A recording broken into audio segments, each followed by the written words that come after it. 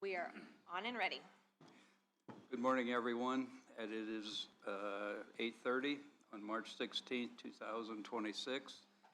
I will call this meeting of the County Commissioners to order.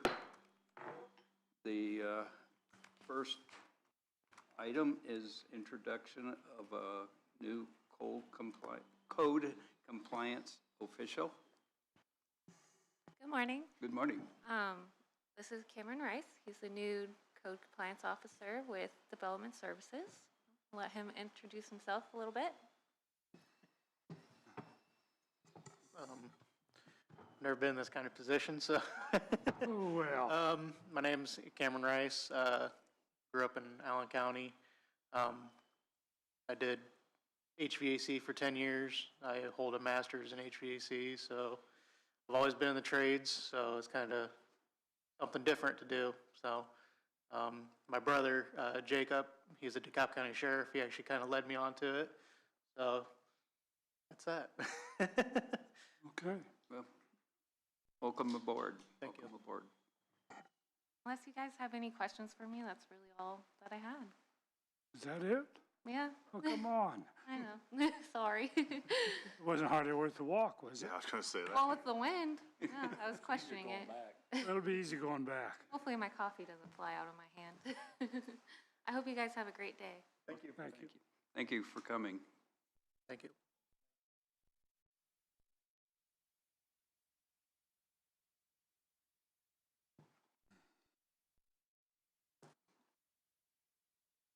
We can move on to old business, district paving discussion.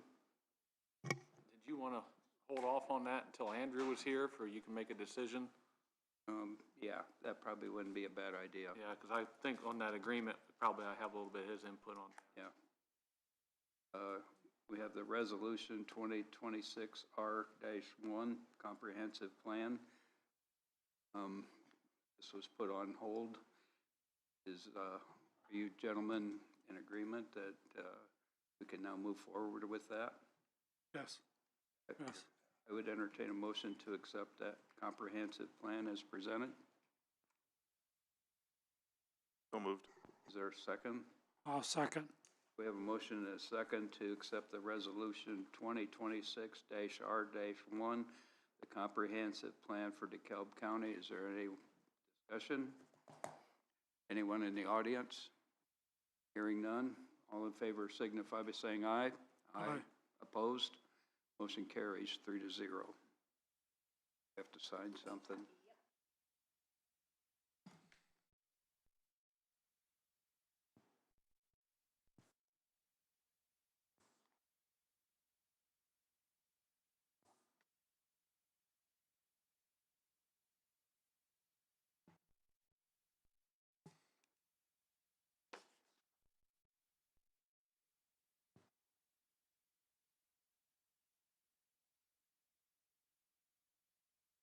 Thank you.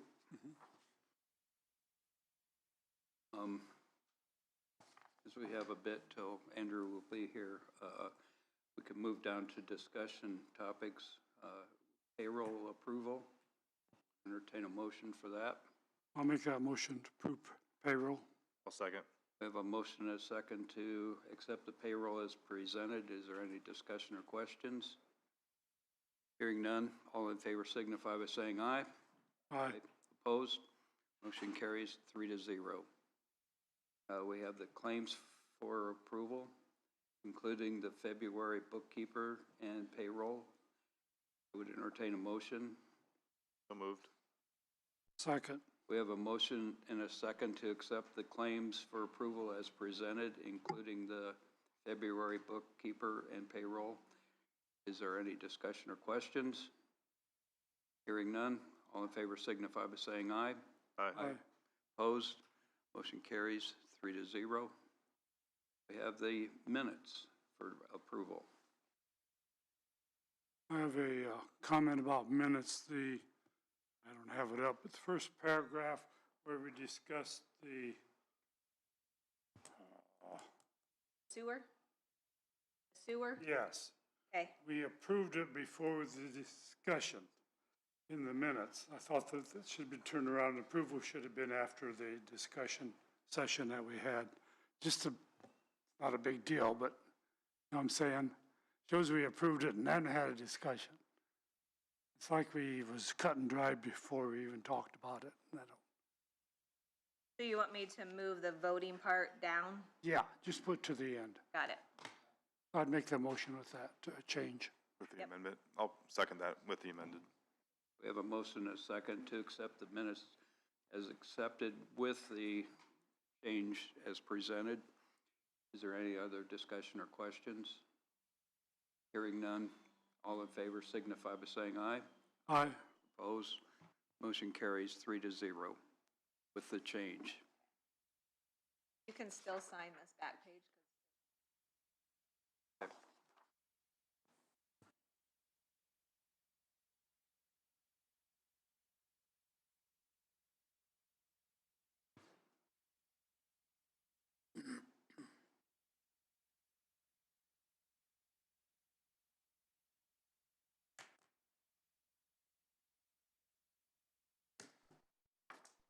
Thank you.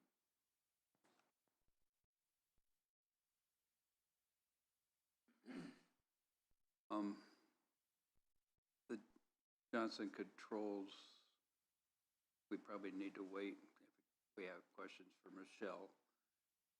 She will be here at 9:30. Both of those DCC.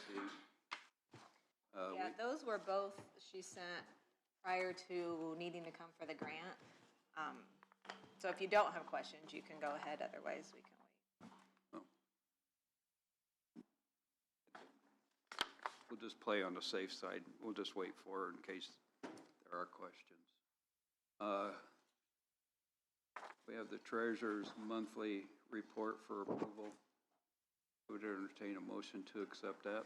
So moved. I will second. We have a motion and a second to accept the treasurer's monthly report approval as presented. Is there any questions or discussion? Hearing none, all in favor signify by saying aye. Aye. Aye. Motion carried 3-0.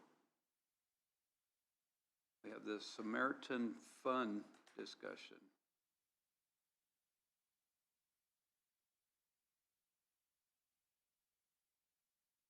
Okay, waiting for Andrew. I got a question for Andrew on that one too, so. Oh, okay. We have the letter of agreement with IHTC.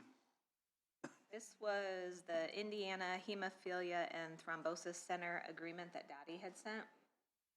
She said, if you recall from our meeting with Apex, they offered an opportunity for the county to receive a discounted pricing through this program. Nothing will change for our employees. They will still use the same provider, same pharmacy. There's no need for the member to do anything, as it is all pricing improvements done on the back end. Said one member was dispensed 15,000 units of a special drug, and it was like 83,000, and with this program it would be like 25,000. So we just need to decide whether you want to join it, and I think it's a great idea. I think it's a good idea. I don't see how we can't. Difference in pricing. Yeah. Would entertain a motion to accept that letter as presented. I'll make that motion. I'll second. We have a motion and a second. Is there any other discussion or questions? Anyone from the audience? Hearing none, all in favor signify by saying aye. Aye. Opposed? Motion carries 3-0. Employer?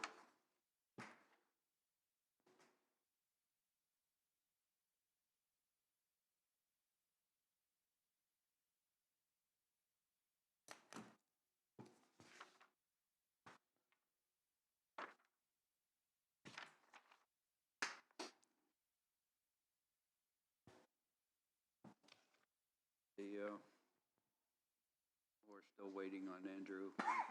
We can have the county farm electric payments discussion. Do you have that? I can look it up.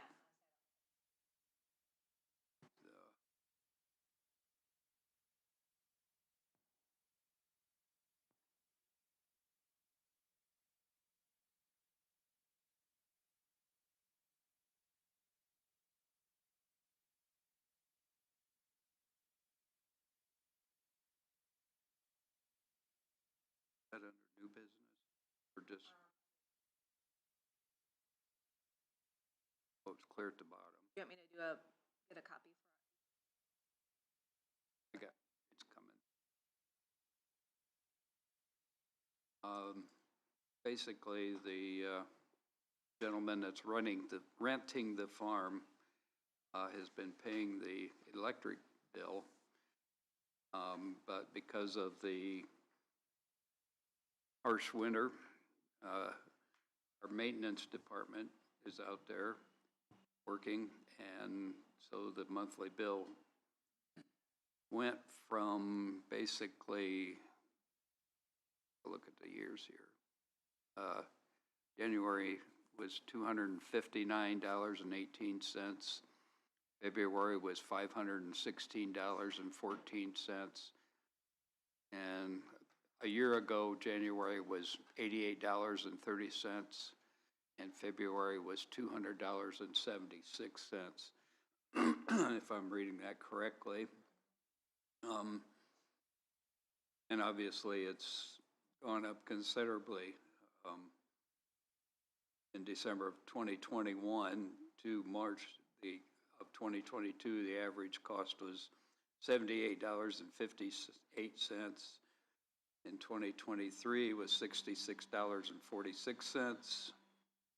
2024 went down 59.26, and 2024 the heat was added by maintenance and is $130.80, and in December 2025 to February was $322.42. There's been discussion by the gentleman renting the farm that he thought it was getting a little out of hand. And for myself, I don't disagree with that. It seems like the county should be paying the part that at least the maintenance has been using. What does maintenance have out there that they need the power for? They have their power tools and So it's just like a workshop? yeah. Okay. Yeah. And then what's the farmer using out there? Does he, The big barn and the well. so the well's what he's using, what's he having powering in the barn besides Probably lights? just some electric lights, occasionally would be tank water heaters Not like a heater or in the anything? wintertime. Yeah, okay. But other than that, be the well year-round. But there's, of course, there's no separate meter out there, so No. it all comes in on one. Yep. Yeah, we need to refund him something on that. What's going to be, it's never going to be exact, because we're just doing a guesstimate, basically, but we got some history on it, so Yeah. we can get pretty close, I think, to refunding him some money.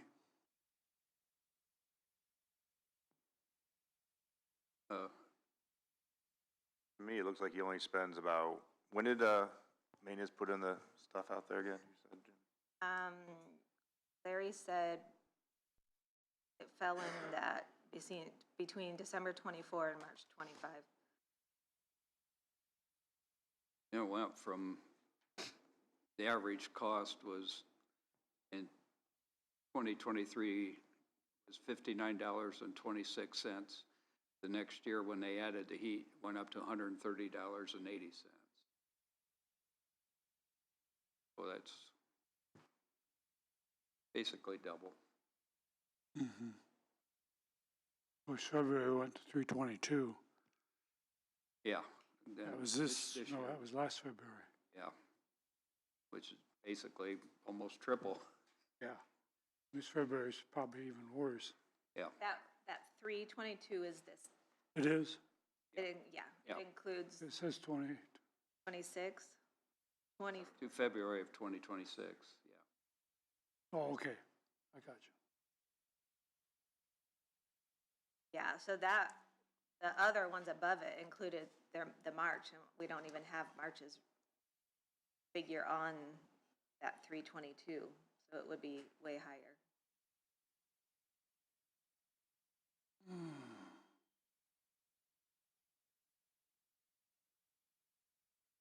You can do is just charge him $100 per month for the farmer, and then everything else is covered by us, because that's what it looks like its averages out. That'd be a little high, but it's for growth. Is that in his name or our name? Ours, Ours. it's, well, Sunny Meadows. Yeah. So that would probably be the easiest. It would be yeah, I mean, Just, because we need to pay, it'd be easiest if we paid the whole thing and then we had him pay us. yeah. Yeah, so just have him pay us. Just do a flat fee of $100 a month. Because in the winter time, it's gonna go up, and the summertime, it's gonna go down, so it'll balance itself kind of all out at that point.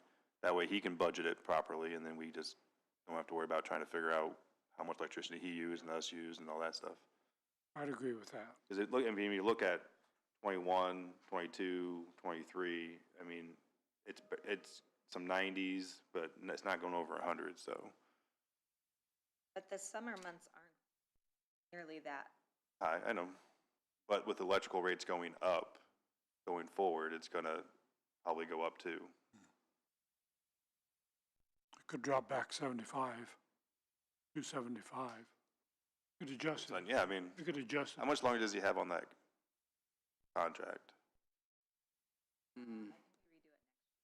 Okay, I'm fine with doing 75, and then next year we can do an average and then kind of figure out Yeah, what would work. And that way he knows what they're bidding on for the next 3 years, and we know what we're gonna get. If that works. I'll make a motion to, well, we gotta refund them back now. I do wanna do that. Well, you can motion what you want it to be monthly and then You'll allow me to refund him for whatever months you want me to refund him for.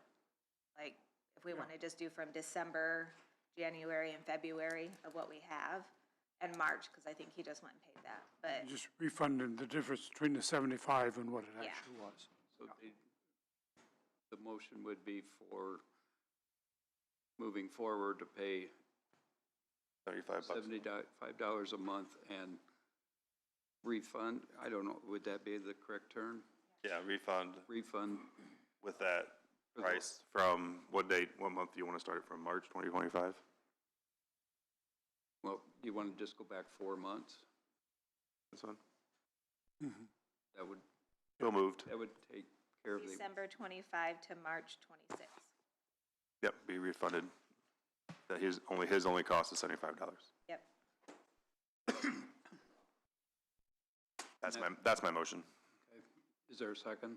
Second, We have a motion and a second to make sure I get this right, refund for the 4 last months, from March back through till December at $75 a month, and then going forward to the tenant to pay only $75. Okay. Is there any more discussion? Make sure we note it when we go for bid next time to put that in there and reevaluate that cost. Yeah, if you could, yeah, probably add that to the minutes, that way we have it. Okay. Anyone in the audience? Hearing none, all in favor signify by saying aye. aye. Opposed, motion carries 3-0. Okay.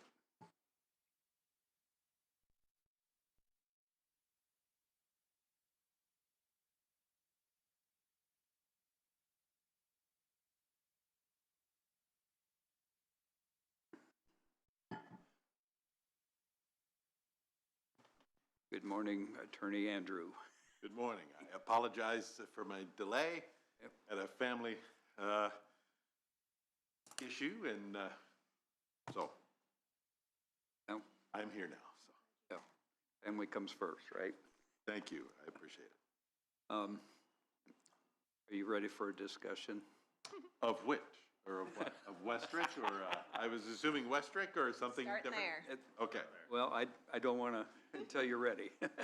Oh, we can start. I'm gonna connect in and pull up my notes, but I saw the email from Ben in the last day or two, I think, and yes, so I think we can start. Yes. Okay. Would you like to make a comment? Well, I can, you guys got an updated agreement from Westrick, from his attorney, Eric Weber, changing the contract that you guys originally agreed to on paving County Road 17. Yeah, looking through that contract, there's things in here that's really not relevant to the cost that he's proposed. Our original proposal was for adding a stone base, soil stabilization, prime, and a triple chip seal. Their quote, his contract stating that that cost would be $21,000, I believe it was. $21,836, where just our cost of that section is $61,000 off that quote at that time. Their quote here is just saying a double layer chip seal. That's really, I mean, for one, it's supposed to be a triple seal. The contract states a triple seal. They're just, basically, well, I understand they're going to go out, shoot oil on the road and seal it. It's very vague proposal. It's not, it don't have the stone base, it don't have this, like I said, the soil stabilization, it don't even explain the shot rates, the oil, the prime, the stone being used, any of the material. And after that, I did some search. You look at that now, our cost from last year, this year, as of today, has went up pretty substantially. Because before I had an estimate that I figured just for material to do 17 from 66 to 11A was $156,578.96. That cost today is $196,710.34. So we're already 39, almost $40,000 over additional cost than what we was last year. So if you take that cost where we are today, do that section that they're proposing first, my material cost is $55,654. No, excuse me, I looked wrong line, $77,490 to do that 2,600 feet. So from his quote to what it's actually costing us is short $55,000 from what actually should be done.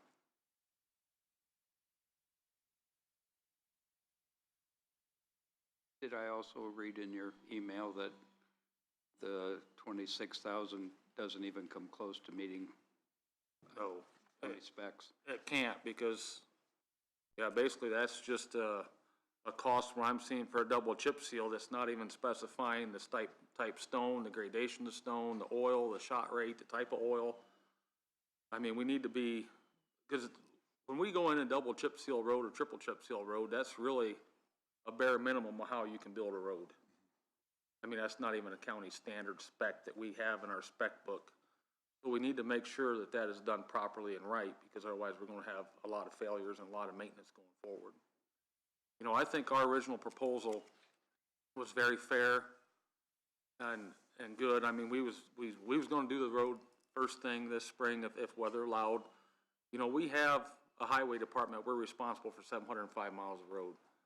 And if washout, we had some bad washouts last week that we spent 2 days repairing and still working on some of that stuff. We have a service that we have to provide to the residents.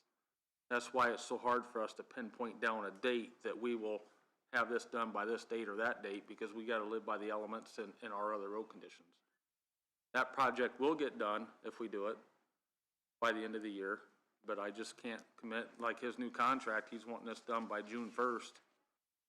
And it also states in here, in his contract, The county and Westrick understand that the cost of labor and supplies, materials, labor is project-based and estimate is $21,836. And it also says the cost that he is paying, the cost will be for a private contractor to perform all services paving this stage of the construction paid in full by Westrick. Well, that's not going to even pay what needs to be done.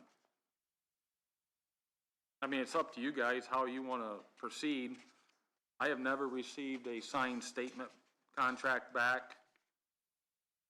Our contract in here states this agreement is made and entered into the 24th day of November 2025 between DeKalb County Municipal Body through its Board of Commissioners and Westrick LLC.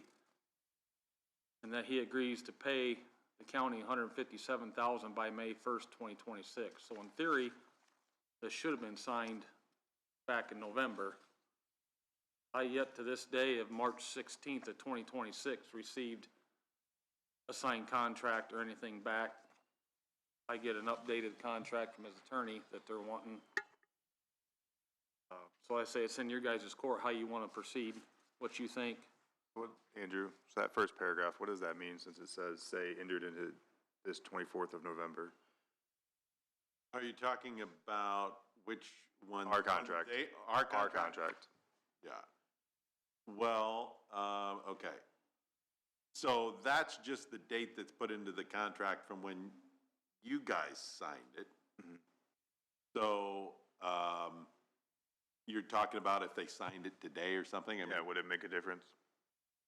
I mean, he could sign it and put by his name the date he's signing it if he wants to. I mean, I think that, the terms are still able to be completed because the money isn't due to the county until May 1st. And I know that it sounds like the counties may try to get the work done in the spring, but it has to get the work done by September 1st. So the timelines in the contract are still good. It's just wasn't signed in November. It could be signed today. Question in my mind is who stands up for the $39,000 to $40,000 increase? I mean, if, That's true. That would probably be us since we did agree to the 57,000. that's what I was You wondering. could, your only other. But they haven't signed it. They haven't signed it, so who stands up for the increase? It depends on if you want to allow them to sign it today, and they agree to sign it today, then I guess you guys eat the increase because you agreed to do the work, potentially. If you don't want to do that, then you could vote to rescind that particular agreement and propose a new one with a higher expense or a higher cost. So that would be up to you today, I think.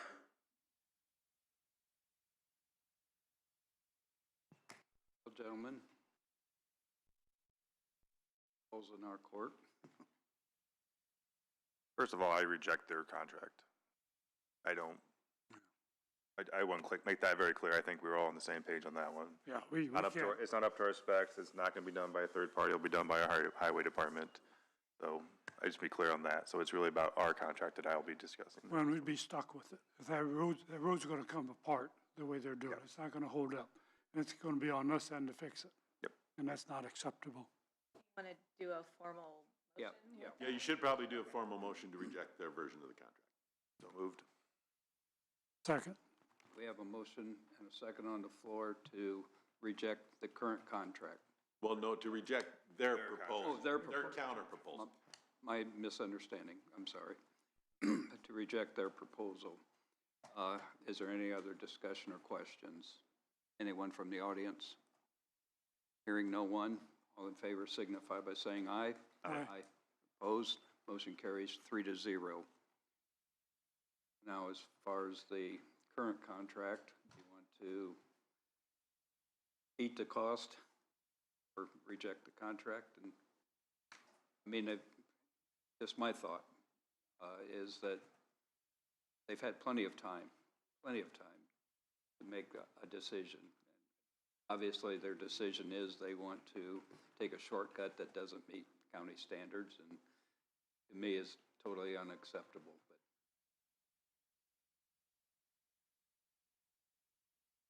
Yeah, I think we need to reject the contract that they have not signed, and because of the increase, and propose a new contract with the increase. I mean, they delayed on this, they had their chance, they've dilly-dallied around, they've run us around the bush, I don't know how many times on this project, and I'm getting tired of even talking about it, so. Yeah, I make a motion to reject the contract as is written last November November 24th. 24th. Motion to reject. I'll second for discussion. Should it, I was gonna say, should it say, Well, it was never a full contract, so whether we say reject or rescind, you would try to rescind it if it was actually signed, but since it was never signed, No contract. so I reject, rescind, let's use both terms. Okay. Reject and rescind. That solves that problem. hear the motion and a second, is there any other discussion? My discussion is that I think we should follow up with our contracts, but with it being 112 days later, I mean, I don't mind doing it 30 days, 60 days, even 90 days out, but 112 days at this point. After they've sent it, we made it very clear in our last meeting when we did sign this, that this is what we agreed to. There was gonna be no other really discussion about it, back and forth, that, it just seems, I mean, it's been 112 days. And the only discussion we've had is them sending back a new contract that's not even close to what we would agree to or been okay with, so. Should we amend the motion to have 30 days to sign it? As, I mean, certainly Ben has to, and if they don't want to do it in 30 days, then the contract becomes void and it doesn't happen. As written at present price, is that what you're saying? Yeah, at this price, at the Price. And we eat the difference. increased price, yes. At the increased price? Yeah, well, I would hope. I don't, We're just trying to clarify what you're saying. You're saying give another 30 days. We can reject, Andrew, could we resend this and then send them another one with the new one and give them 30 days to sign that one? Absolutely. So the current motion is to reject and rescind the prior contract, which was sort of like an offer that they didn't accept. But, yeah. we'll do that motion, and then if you gentlemen want to do another motion that, for new contract with the additional monies that it's gonna cost, we can do that, or not. I see what you're saying, yeah. Okay. Anyone from the public? I fully agree to rescind the contract because they took the risk of not signing the contract when we offered it to them, and prices have went up since then. And I don't see why the county would eat all the price increase when they're the ones that didn't sign the contract. Could you state your name and address? Prairie Yard, sorry. You guys remember when we brought this contract up, we agreed at that point that if he signed it in November, that was the agreement, we'd move forward, and we was taking the gamble on the cost. So, I mean, they really would have made out ahead by proceeding back when we proposed this, which I thought was a very fair offer. I mean, it was going to get done. It's just they have to have it done by spring, which I don't know why that would matter. This construction year is final that year. So I'm disappointed with them with that, and then taking the steps that they've taken. This is something the county typically don't do, is this type of agreement, this type of a process. And I think this is kind of an example of why. I mean, we can see where this has kind of ended up at. Well, and with the additional fact that they just wanted basically a third of the road done. Right. With the fact that they were gonna do the other 2/3 next year. And we was very clear in here in that meeting, we wasn't gonna do that. You know, we still have a risk at this, just so you guys know, our stone's secured for the year. Our oil has got an escalation clause in it. So it can go up or down, our ceiling oil. And with the things going on in today's world, we don't know. Down very soon. We don't know where that's gonna be. So that price that I give you guys, that 196, that was today's bid price, unless that changes. It could go either way. Anyone else in the audience? Hearing no one, We have a motion and a second to rescind the contract that's presently available. All in favor signify by saying aye. Aye. Aye.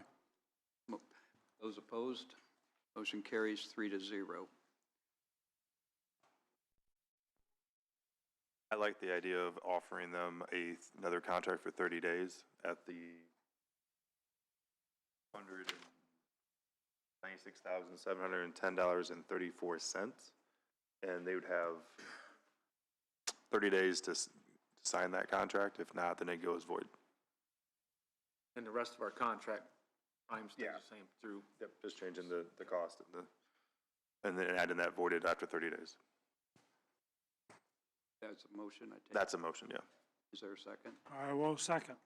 We have a motion and a second to offer a new contract with the new price with a 30-day signing period, after which it will become void. Is that And the new price is $196,710.34? Yep. Correct. Okay. Is there any other discussion or questions? Anyone from the audience? Hearing no one, all in favor signify by saying aye. Aye. Opposed? Motion carries 3-0. Andrew, do we need to sign that and send it to them, or send it to them first and then sign it after they sign it? Does it matter one way or the other?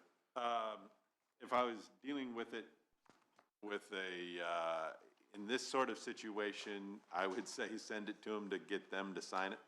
Because if they're not going to sign it, what good does it do? I guess at this point. Okay.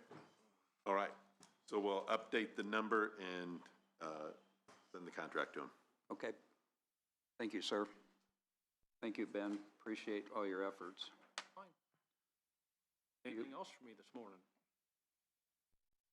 Do you have anything for us? The only thing I have for you is that I did receive a call back from State Deputy Commissioner Kaiser from the support letters I sent them for 27 Bridge. And they are looking into it. They're getting some more information. We had a pretty decent discussion on the phone, and I understand where they're coming from. They're a lot like us with, well, how we look at things and got to justify the funds that we spend on a project based off the data that we have. And the crash data on some of that bridge, I think a lot of it's due to the maintenance and the snow and ice control that we've done on it has kept that crash down. But I elaborated to him to take my opinion and my observations of this, of being here, under deep consideration of the issues that I do see with that bridge and we have had and the complaints we get. And he said he would, but they're getting some information and will let me know their findings. He did also state that the state has cut several jobs because of the budget cuts, and that's why this one's being looked at. I've really encouraged, since this will be a 60 to 70-year bridge, to look at it strong about doing it per the original design. I'm sorry, Susan. The NDOT's bridge over on Cairo 27 over I-69. The ones that we did the letters for. The one where we wanted it redesigned, but the state didn't necessarily want it redesigned. They redesigned it. Oh, they redesigned it. They purchased the property to do the realignment. Then they want to back out of it. Yes. Okay. Now they want to back out of that and do it as is. So that's where we're at now. I will let you guys know when I hear something official back. But it was just a phone call, want me to know that they received it and they're looking into it. Okay. Very much. Yep. Appreciate your time today. Yep, that's fine. As it's past the 9 o'clock hour, I appreciate your patience. You can either come and sit or stand at the podium, or is the blue light on, the speaker? I do. All right. Good morning. Steve Howell, Northeastern Center. I had the privilege of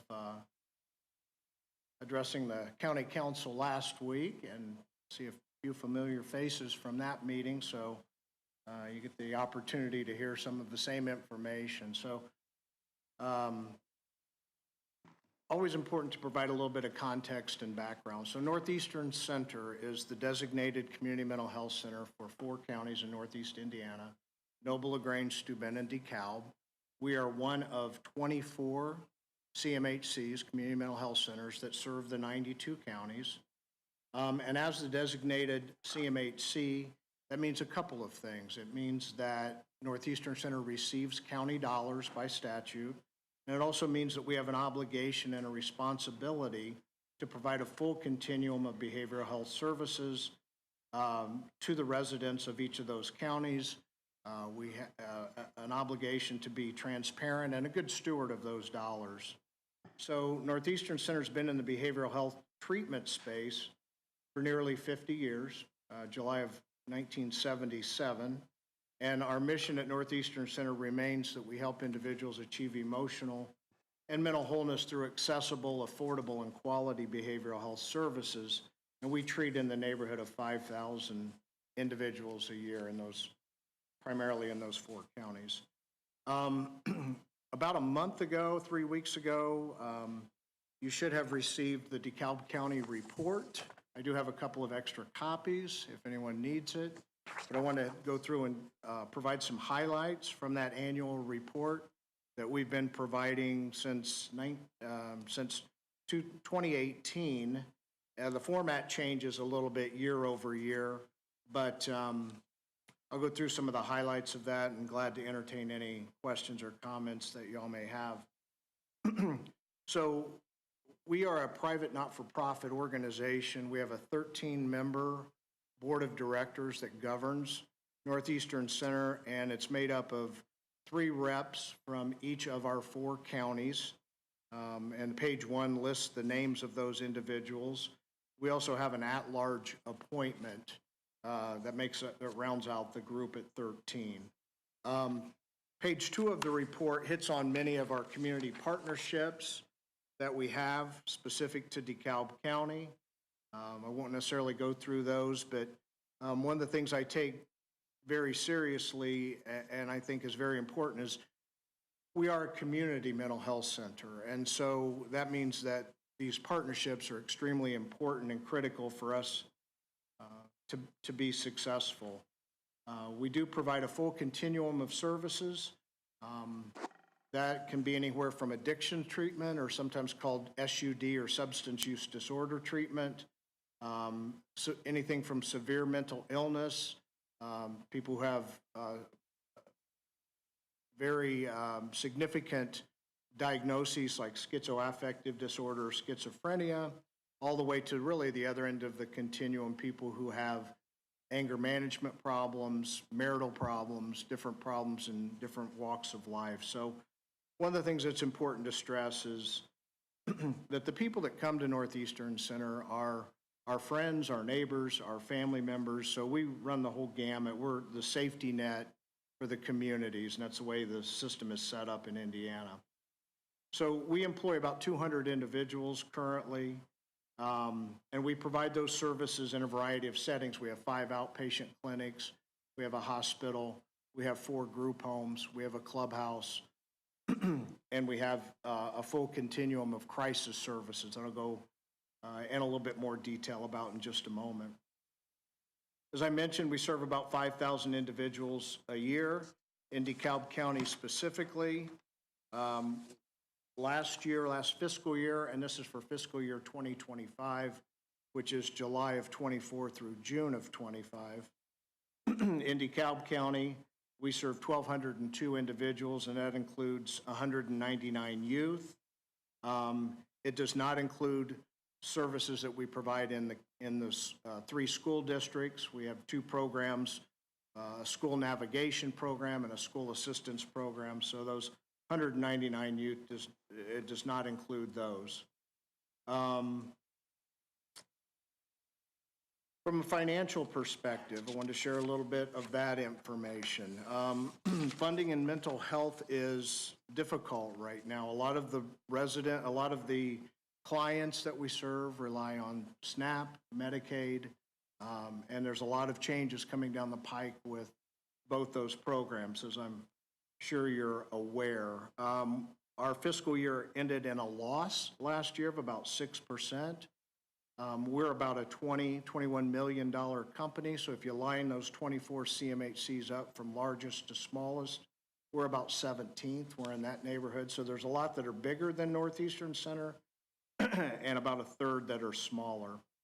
Thus far through January of our current fiscal year, we're operating at about a 12% loss. So we are making some changes and controlling our expenses as well as revenue generation opportunities to turn that around. As you know, any business, even a not-for-profit, can only operate so long at a loss. So we are making some changes with that. Included in the report on page 4 is what we call our charity care, which is a blanket term that includes our contractual adjustments, our client assistance, and our bad debt. Center-wide, that amounts to about $9 to $10 million a year. Specific to DeKalb County, it was $2.1 million in charity care last fiscal year. So the money from the county helps make up that subsidy, helps us to subsidize programs that operate at a loss. Another aspect that's mentioned in the report that is something I really keep a close eye on as well is our satisfaction with our services. That is mentioned on page 7 and 8 of the report. Across the center, our clients express about a 95% plus satisfaction with the services that we provide.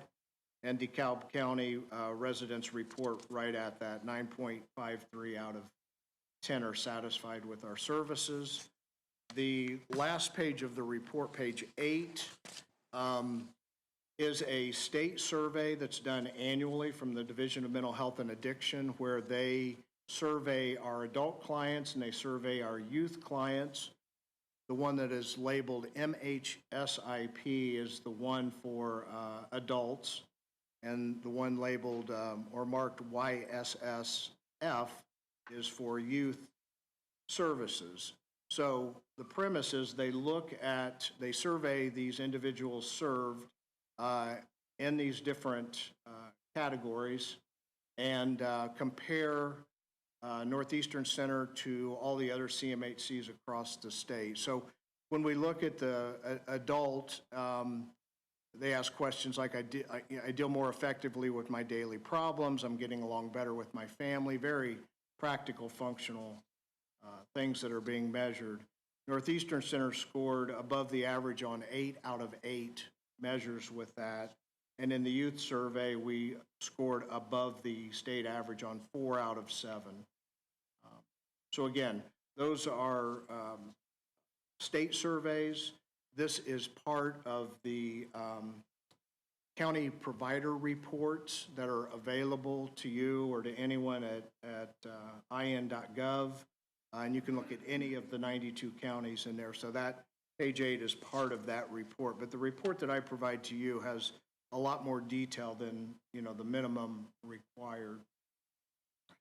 The final thing I'll mention at this point is our crisis services. This is something that we have really built out. Mental health treatment is changing, and we're moving towards what's called a CCBHC model, which really emphasizes integrated care. It emphasizes crisis services.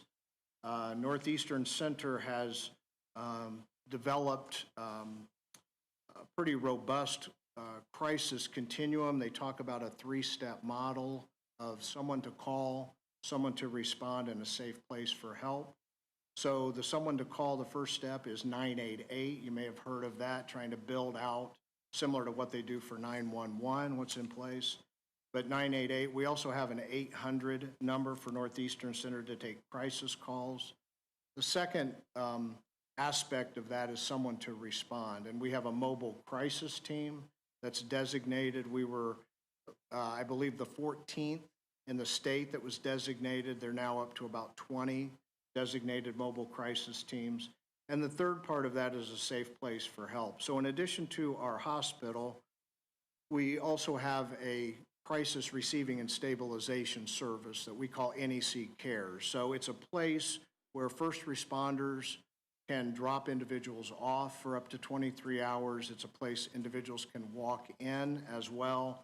So trying to thread the needle between those that don't need an acute care psychiatric hospital, but they need more than outpatient. They don't need to go to jail. They don't necessarily need to go to the emergency department.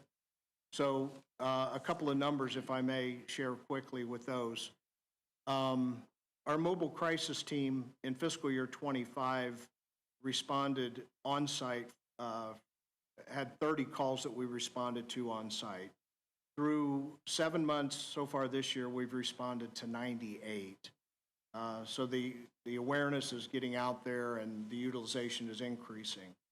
Our average time to be on-site is slightly over 48 minutes. So very quickly, our goal is to be within 1 hour. That's according to Fidelity. The NEC Cares unit, the 23-hour crisis unit that I mentioned, last year, fiscal year '25, we had 719 admissions to that program. So far through January this year, we've had 977. So that has also taken off. And we receive about 2,000 calls a year to our crisis line. One of the great things about this is the cost savings. So we have partnered, as has the Indiana Council of Community Mental Health Centers, which we're a member of, has partnered with Blue and Company to do a cost survey on this, cost study. And we found that through not taking individuals or diverting individuals from jail and from the emergency department and taking them to NEC Cares instead saves Northeast Indiana about $1 million a year, and that's more than $100 million statewide. So very proud of that and saving those dollars. So I will pause there. If there's questions or comments, anything I can elaborate on, I'm more than happy to. I think so, no. Those statistics are very telling. Greatly appreciate the services you are providing. You are welcome. You are welcome. It's our pleasure to be the mental health center, and the transparency is important. I know that we're fighting stigma. I know that the general public doesn't really know what goes on at community mental health centers, so part of my role is to try to clarify and educate and help where I can. So my contact information is in the report. At any time, feel free to reach out to me, and I appreciate the opportunity this morning. I do have a question. You're running in the red a bit. What happens if you're not able to compensate that with cost savings? Yeah, it's not good. We are required to provide a full continuum. There are some services that we provide that are not required. So what will happen if we don't turn this around is those non-essential services will be cut. We've already made some difficult decisions with some of our expenses. About 80% of our expenses are salaries and benefits. So we have not refilled some positions through attrition.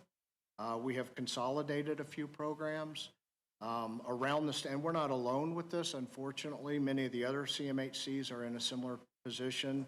Some have got to the point where they have taken that 24/7 crisis center and cut it back.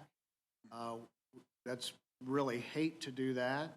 I think we've gone a long way towards establishing that trust with our community partners, first responders, and once you start cutting those critical services, then you erode that trust as well. So that little bit more long-winded answer than maybe what you were looking for, but we would look to cut some of the non-essential services.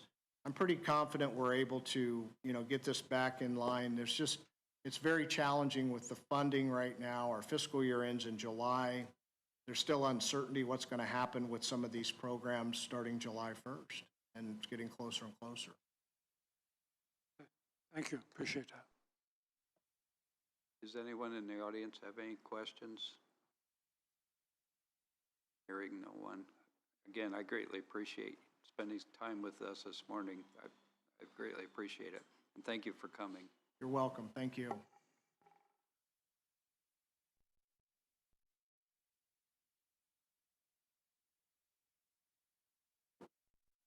Not quite 9:30.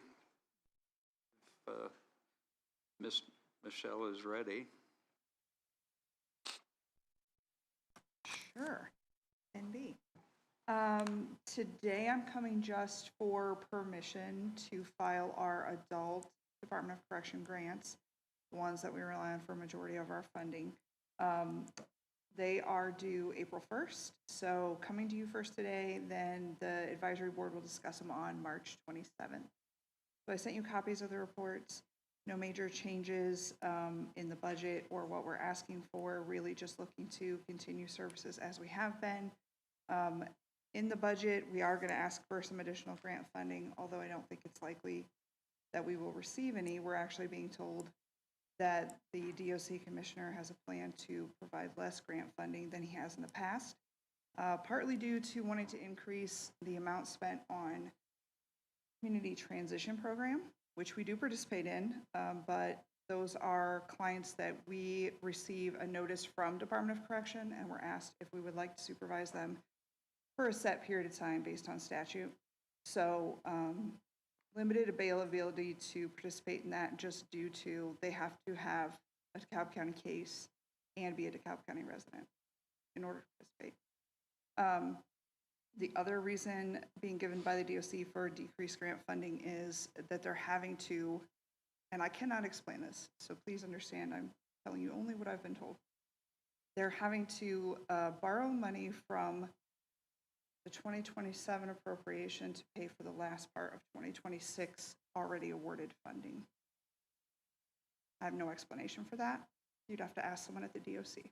So, knowing all that, we are going to submit the application asking for additional funding, as we do want to give staff raises, make sure that we're covering, inflationary costs and things like that, but knowing that that's probably not going to be the outcome later this year.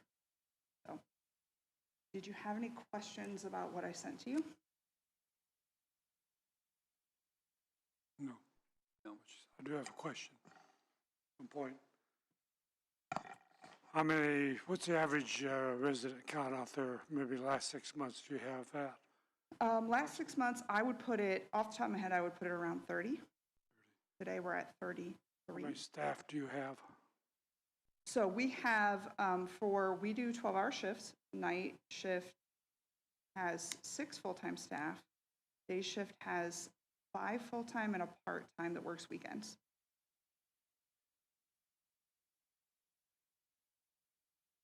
Total 11? Yeah, and the director of residential services, that would be 12. Okay. Any other questions? Entertain a motion to allow Michelle to apply for the grant. So moved. Is there a second? Second. We have a motion and a second. Any other questions or comments from commissioners? Anyone in the audience? Hearing none, all in favor signify by saying aye. Aye. Aye. Opposed? Motion carries 3-0.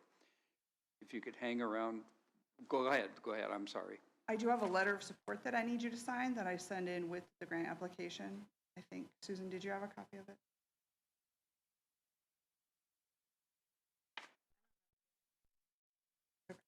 I'll see if I have one. I did also send in 2 other contracts, the first one being an addendum, an update to our contract for Scram. They provide our alcohol monitoring services. They've also come recently to show us their new GPS monitoring equipment and have quoted us a price on that.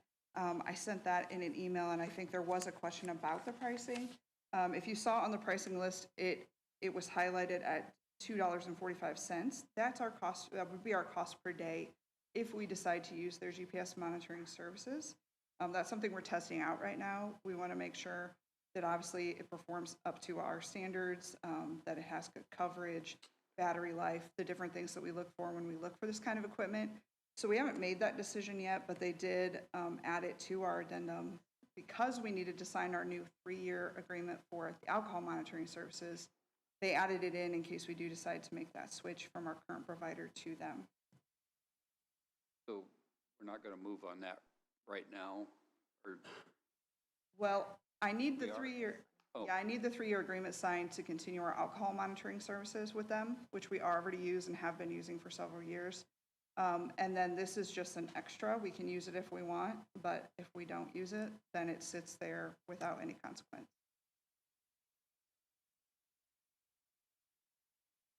you've heard the recommendation, gentlemen. Would entertain a motion. Andrew, did you look over the contract? It is a pretty short addendum. I didn't have a problem with the addendum. If I'd seen the original agreement, you know, when it was originally signed, I don't know if it went back 3 years, it might have been before my time. The addendum's fine. Who pays the data rental? Is it us or the person that's using it? It's a combination, so part of it's budgeted out of our grant, part of it's budgeted out of our project income, but the person is expected to pay a daily fee that should cover it if they pay in full. That's what I thought.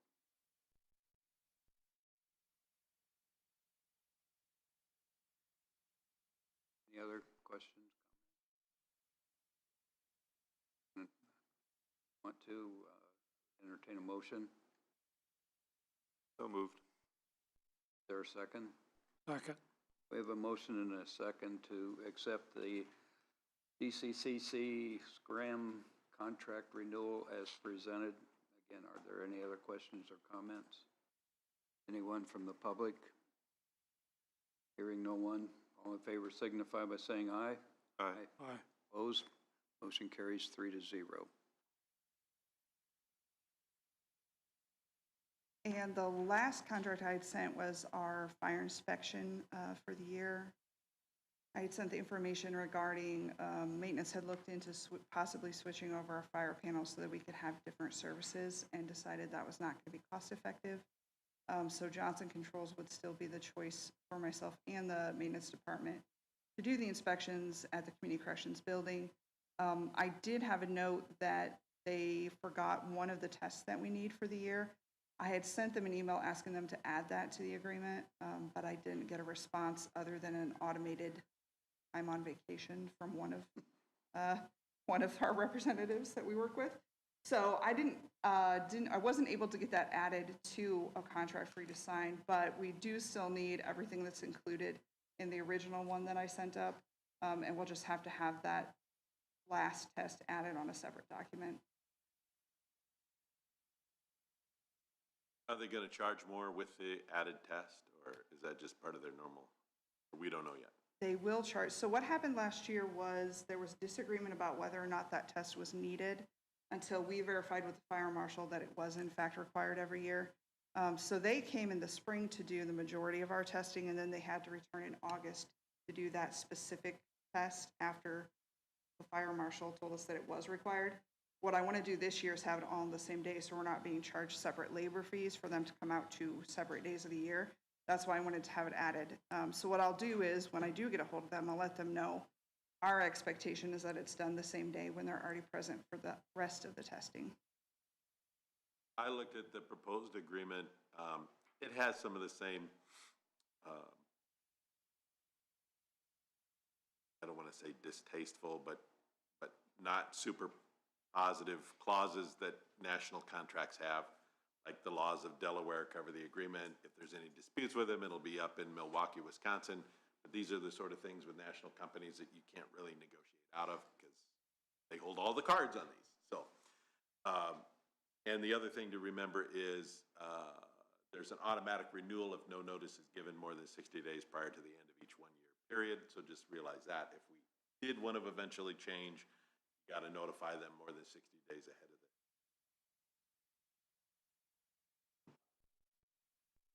But it is still a 1-year contract. Or is this, I think it was a one-year contract. Scram was 3 years, but this one I think was a 1 year. Correct, yeah. But it automatically renews if you don't do anything.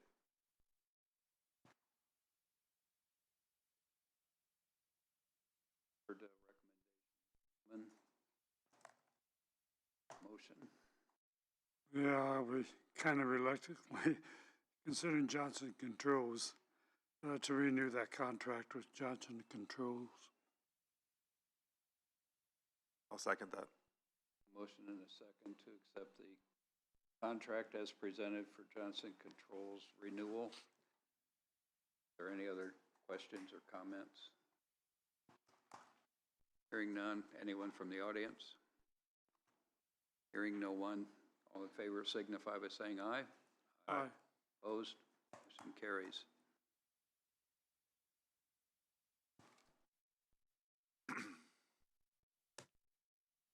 Susan, I didn't bring a copy of that letter with me, so I'll go back and email it up. I was gonna say, what, I don't find it in the email with the grant stuff. Just send it to Oh, me. yeah, I'll send it Just to you send it to when I me get and I'll back. have them sign it before they leave. Perfect, thank you. Were you also doing the other grant that you talked about, pre-trial something? Sorry. In your, you said you were also going to, you had a pre-trial service grant application? Oh, yeah, so that was, yeah, sorry, forgot about that one. One of the things, because we've been told that we may not get as much funding from the Department of Corrections as we have in the past, one of the things covered under our community supervision grant is our pretrial services staff that help make that program run every day. And so in order to possibly have a solution later on this year, another opportunity we have is to file a pretrial services grant with the Office of Court Services. That grant is something that other counties had turned to help them keep their programs running last year when we had cuts to the Department of Corrections grants.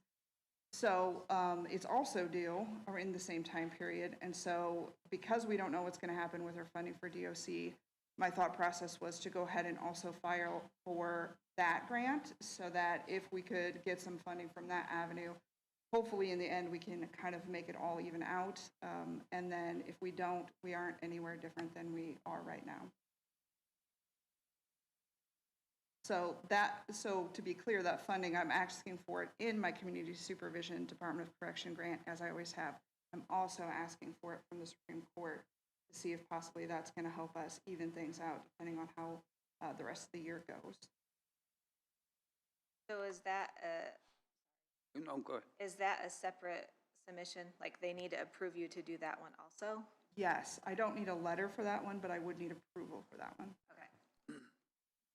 Getting ready to ask the same question. So, gentlemen, you've heard the recommendation. I would entertain a motion to allow Elle to apply for this additional grant, correct? Correct.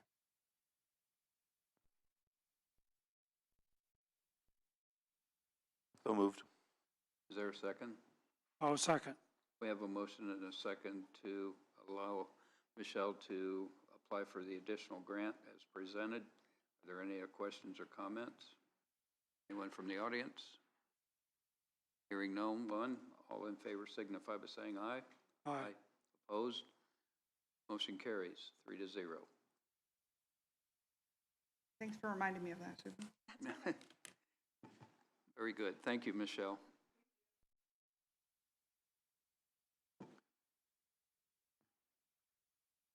I'd like to put in the minutes for the Johnson Controls that the increase for the new company was going to be just too much, and that actually staying with Johnson was going to give us a 20% discount from the email that was said. I want to put that in the email for anybody to see why we want that decision.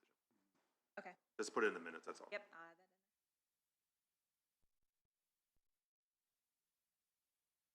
We're Good? You're good? Okay. Ms. Potter? A little bit ahead of time, but thank you for coming today.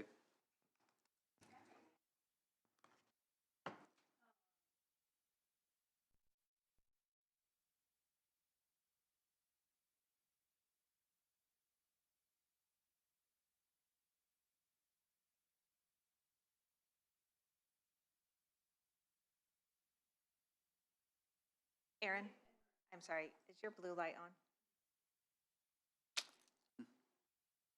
Push that. Okay, Now is? there we go. Is that better? Do you want me to start over?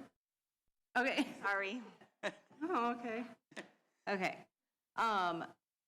So on behalf of Alliance Industries, our entire organization would like to express our heartfelt gratitude for your generous support. Your funding is more than just a contribution. It's an investment in opportunity and growth. It enables us to extend our services and continue our mission of providing meaningful employment opportunities for adults with disabilities. The funding you allocate to Alliance helps support job partnership planning, our direct support staff, and multiple fundraising avenues, such as grant planning and event planning, to ensure that we're doing our part in raising the funds required for future sustainability.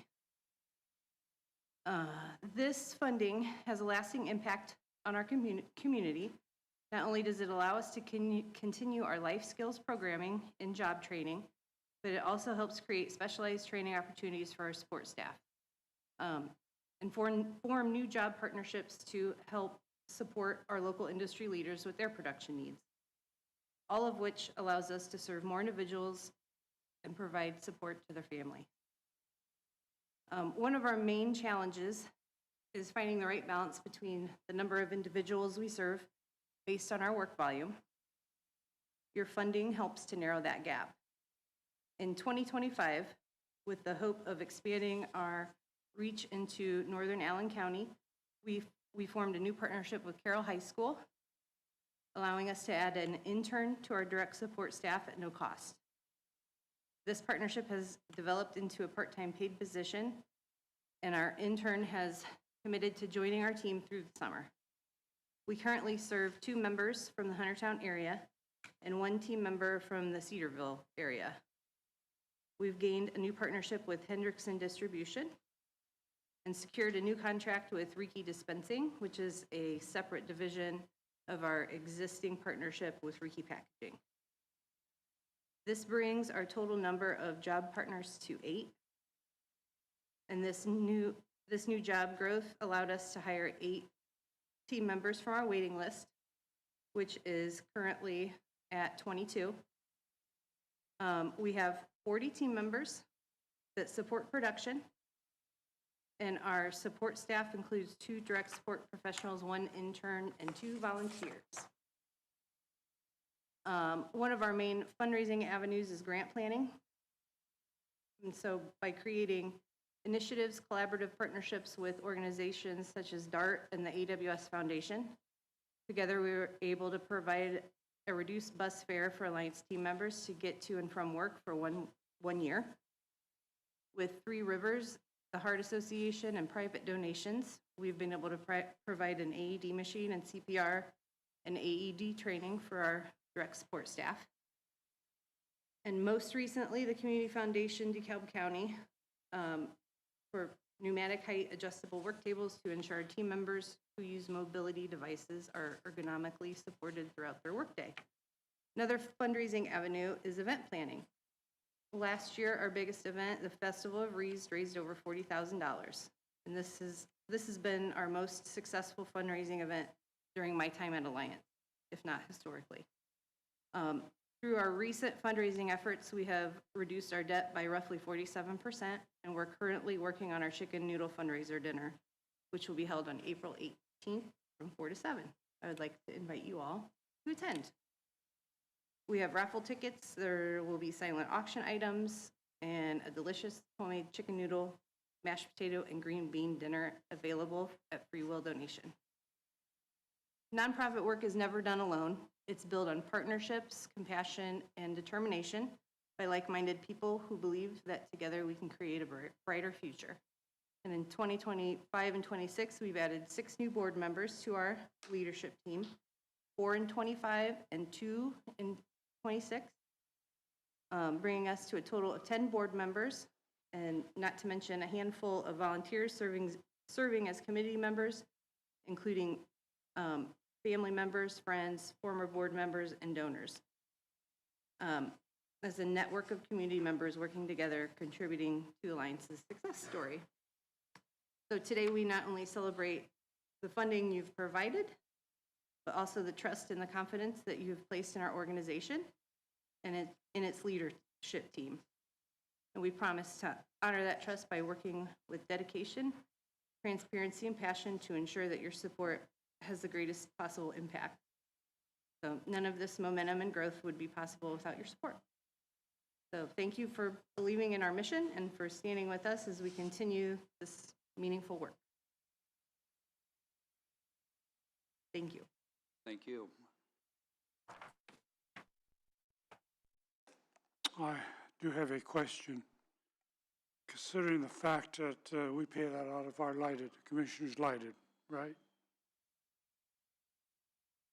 Alliance, we pay out of our lighted, who do we pay that out of? Out of general, okay, It's in our budget. okay. That answers my question. Okay. I think Alliance is a great program. I've worked with Erin closely with the Sunny Meadows Committee. I see that she is very passionate about what they do over there and they do a great job. Thank you.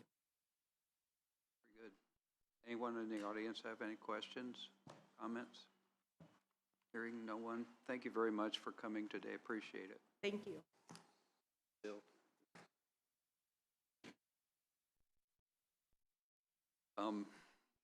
Yes. Huh? Yeah. I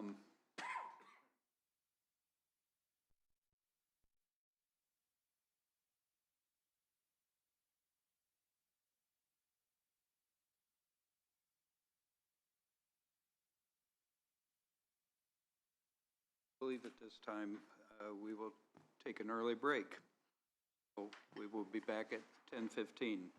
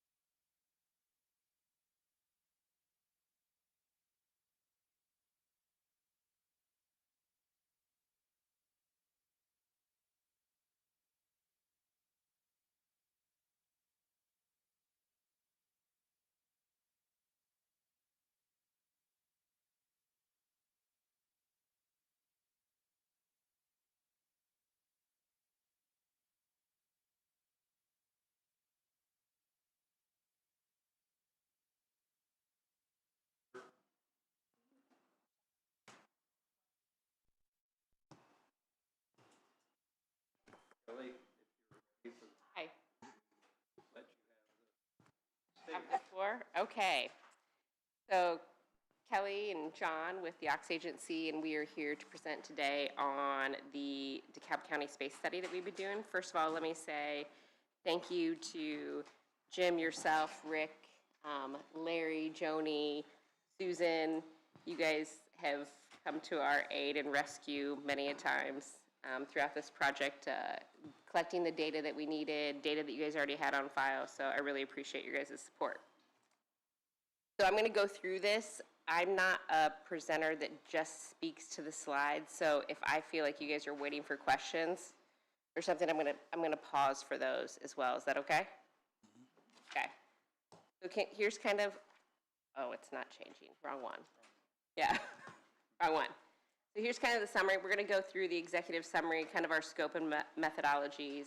I think I've taken the pillars out of there, but we'll move on. And basically, we'll talk about the overview, some decision points, and suggested next steps.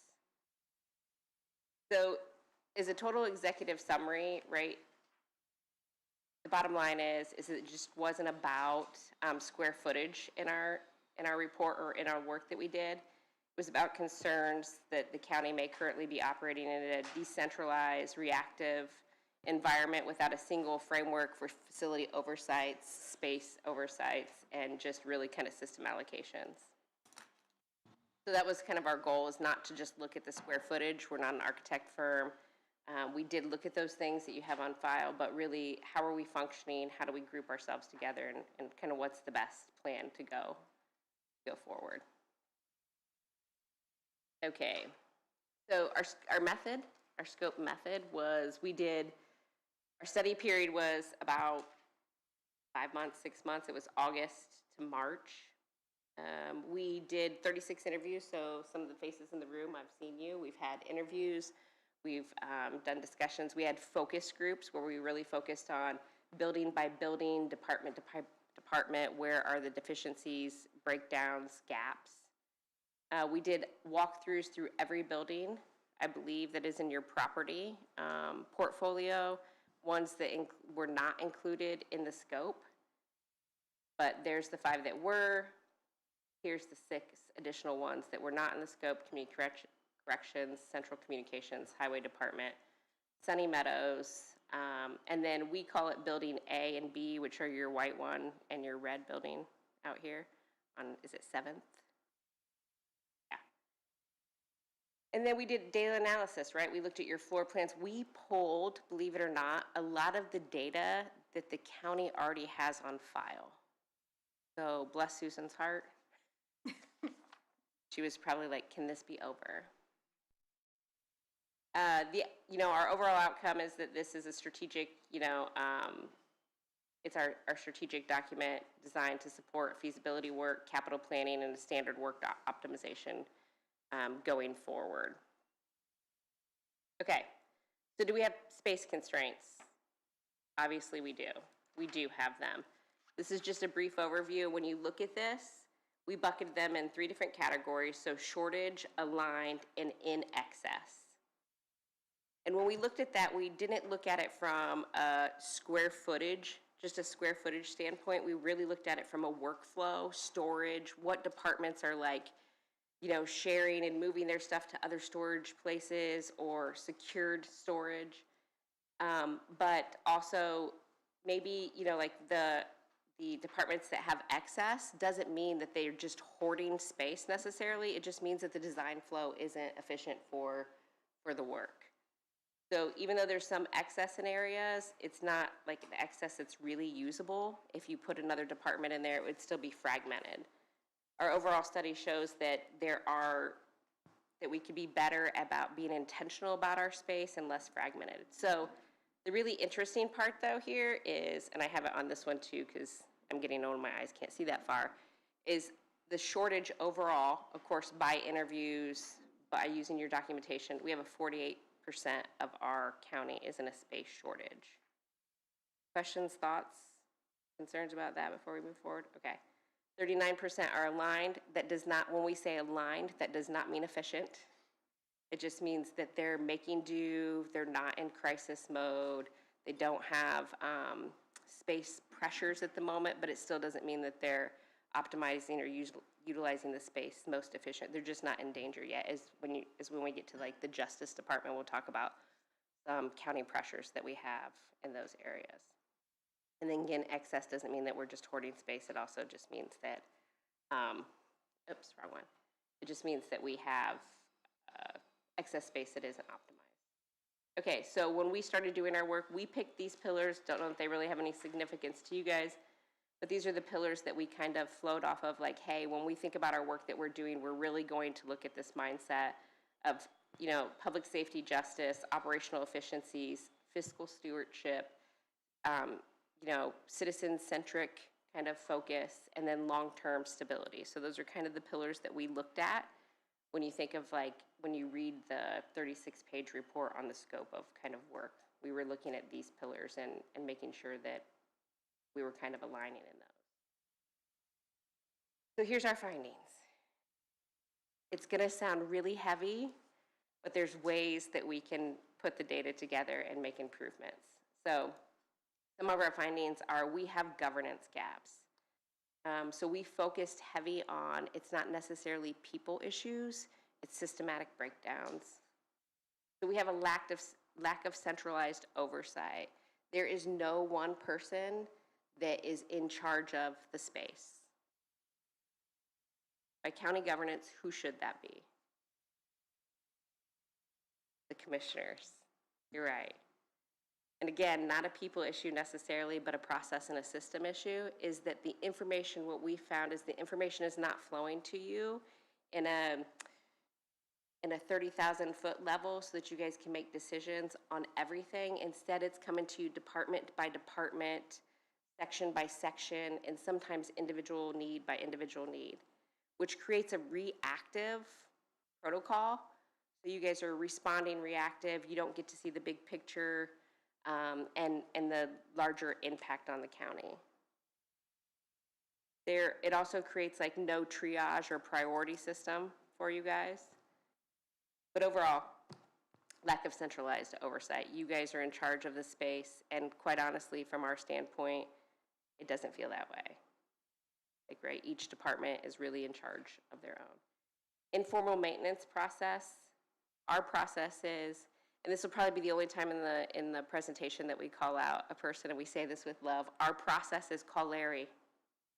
What happens when Larry wins the lottery?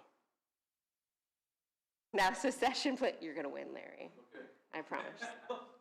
Hopefully soon. Yeah, he's waiting. So I know that we're putting steps in place for succession planning, but we do have the Sheriff's Department that is running under a CMMS system, and they actually have a work order path. It's a systematic approach. It is the way that we should go. You can receive reports out of there, but for this standpoint, we have an informal maintenance process, and it's consistent across the majority of our property portfolio in DeKalb County, and that causes breakdowns in our system.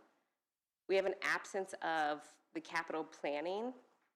Again, it's that kind of, it's a repeat of what I've already said. It's that no 30,000-foot level for you guys where data or work needed or maintenance planning for the future comes to you in one report. Instead, it's like if I look at your our capital budgeting for the 5-year plan, there isn't even a consistent format across the department. Some come in letters, some come in emails, some come in Excel spreadsheets, and then a percentage of them follow your capital budget format. True statement?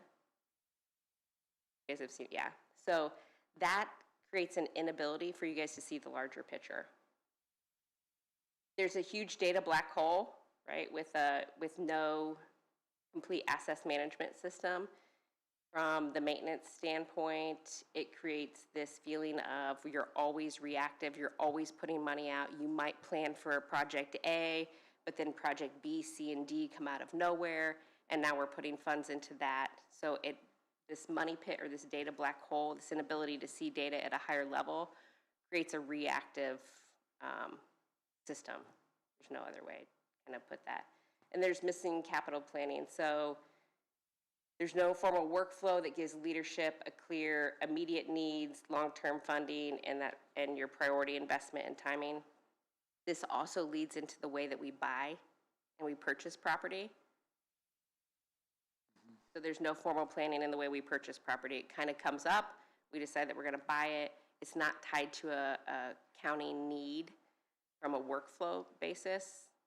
And I'm getting the look like disagree, but it's not tied to that. So we kind of put that in here too. Everything's decentralized. The other thing that we found is higher oversight is that it would be, we are losing negotiation and leverage power as a county by not having centralized procurement. So everybody is, you've given me some of those looks, so I'll explain a little further. Everyone, so department by department, sometimes individual by individual, not necessarily through our maintenance system. We're making purchasing or contracting decisions. We're hiring our own contractors, purchasing our own things.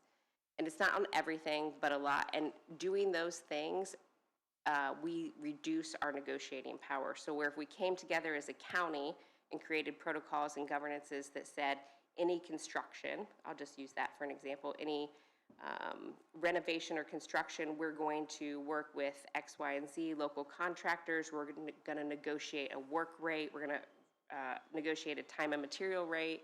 It actually gives us more leverage power and reduces costs to the county. We're not doing that currently, and that's one of our big suggestions is that we kind of centralize that, that process. And then also just the strategy behind buying, selling, leasing. We seem to either not have a strategy when we purchase it, or it's for a short-term use, and then we have no long-term plan when we gain property in the county. We have no long-term plan past the use that we purchased it for how are we going to renovate, elevate, or resell. Liquidate. Yeah, so there should be some kind of, like, we buy it. I'll just use a storage shed over there, like one of the white buildings or the red buildings.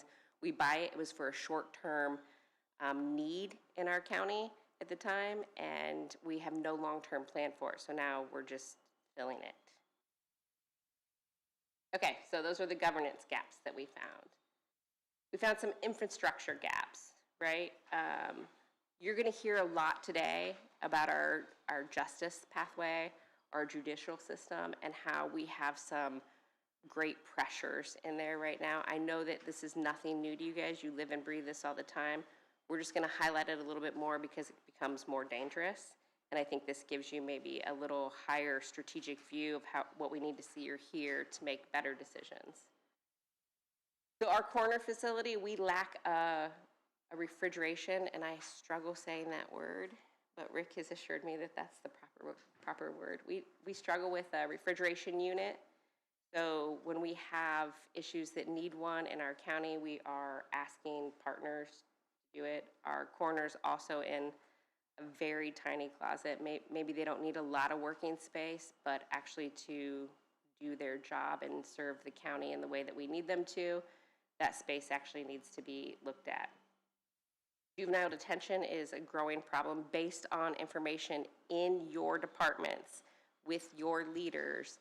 This is a concern across the judicial system. So our lack of juvenile detention, secured facilities, we are spending dollars, driving them to other partners, paying per diem fees for housing there, and this is becoming a growing issue that is not going to go away. So looking at how we solve that problem is going to be pertinent in the future. We have some places that I will consider, our team has considered occupational hazards, just from a building standpoint. So if we want to talk building by building, we can. But I'll give you a couple of examples. Our planning department is a danger for the public to walk in. Our probation team is really in quarters that are not secure or even adequate for them to, and these are our words, not theirs, by our study, they're not secure or adequate for them to work proper and workflow and safety and deliver the services that they need to our community. and we're also mingling them across community. They really are limited on growth. The need is growing in that department based on the interviews and conversations and statistics that we looked at, yet there's no place to put additional employees. So those are some of the two, like, we have protocols and procedures that are actually supposed to actually go through a specific workflow, like our drug testing, and it can be disrupted because of our facilities that we're using. And then we have like kind of a lack of centralized rooms that are secure. And again, it's mostly talking about your bathroom and our testing and things that we have to do.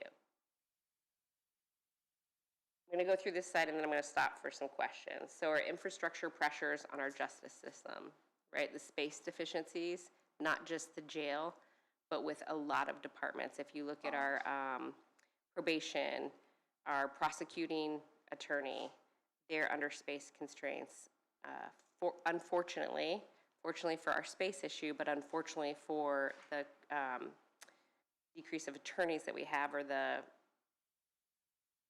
word I'm looking for, shortage, thank you, of attorneys that we have right now, we're utilizing our space to the best of our ability, but there's other services that we want to provide our community that our community is in need of, like advocacy programs and stuff, and we still have a shortage in that space that we have allotted them. Our probation, our public defender, same, they're utilizing the space, but we considered them in a shortage because as the need in our community grows and eventually the attorney shortage won't be a forever thing, they're going to need more space to serve our community. So then we have the growth concerns, right? And then the overall jail concerns that we've talked about forever. You guys have a lot, our county has a lot of documented information on the jail and what we should build and how we should build it and how many beds and what the statistics are. I'm sure you have all read those studies. We brought snippets back in of it. Our operational constraints in the jail are, though, that we don't have enough administrative space, so not just the space for the inmates, if you will, our administrative space is getting crunched. So the building, the facility itself has issues, which we're all concerned about. Some of the core guts of that building have outlived their life cycle. We're going to get into heavy costs of replacement. Our bed capacity is limited to, does not compare to our growth. But in addition, our staff is growing, their needs are growing, and there's not a lot of adequate administrative space in there either. So not just the inmate space, but administrative space. So we've identified that our justice system right now represents the county's highest pressure and highest risk in facilities. Thoughts there before we go on to the next one? Any questions or? Just a comment, as far as the morgue refrigeration, that is in the new jail design. It has been, what I want to say, done due to possibilities of having to do it quickly. And that is included in that jail design. It is. Unfortunately, the jail, which should have been built several years ago and was not built according to the recommendations that it be built, we would have that today, but we don't. Yes, sir. And a lot of the recommendations that we're making today, we probably wouldn't be here had we 10 years ago in the 2016 study taken the recommendations of the architects and the other, there was another consulting group that consulted in these kind of situations just for jails and feasibilities out of Pennsylvania, I believe. Don't know the name of it outside. Yep. Had we taken those recommendations, we probably would not be having this conversation today. Right. And another comment I'd like to make along the line here, the money, we've already put a lot of money into the old jail. The money we have put in that facility probably would have paid the new jail bond payments year by year. So we're behind on that. We went into hyperinflation, we're behind on that. A lot of problems because it wasn't built in like 2019, 2020. 2016 is the recommendation study that I pulled out of your guys' documentation. So, It'd probably taking that long to actually be in it and facilitate it. and again, there's nothing we can do about the past, but what we can do is talk about and emphasize how do we move forward today. And again, those are some of the recommendations, is that if we jump to the end really quickly, a new jail has to happen in our minds. It's been recommended not only by us, but also by experts before us. But we need to talk about how that decision-making happens and how do we move forward with that. So we have some critical security and safety pressures that we've talked about. So most of all, there's some other ones on here, but the one that I want to talk about, regardless of what the slide says, is the commingling in some of our buildings of inmates, criminals, and our general public. So in our four walls, we talked about it, and maybe this isn't the greatest way to say it in a public report out, but we've said like some of our knitting clubs have been cross-mingled with some of our probation clients that have come through in the same building. Just not safe. It puts us at risk. We're not risk mitigating at a bigger picture. So other things, so that's what we call lack of zoning. We haven't really created zones of safety where each individual can mingle in a building, but actually have zones of safety. We've also talked about when you think of who we have on the first floor of the courthouse, we don't have a lot of safety from our window standpoint. We did some hanging out at the coffee shop around the courthouse, sitting in our vehicles around the courthouse to watch what happens on the summer days, and our windows are open. Sometimes, I don't know, that does not align with kind of safety protocols. Doors of access going in and out, and I know you have to have access to get in those doors, but it's really not hard to follow somebody in. And I know that we don't like to think about those things, but really tightening up our safety protocols and our standards, they're just not consistent across the board. We were going to jump into the actual security system that we have in the courthouse, but we also know that there's a project being worked on for that, so we stepped out of that and didn't really comment too much on it, knowing that you have experts coming in on that. But there is dollars that will have to be spent in the county for the courthouse if you want to keep it a secured location. All right, building overviews. This is our highest level overview, because if not, we would be here for 4 hours. Our highest level overview and our recommendations are here. We have the highest concern with the jail and the planning department.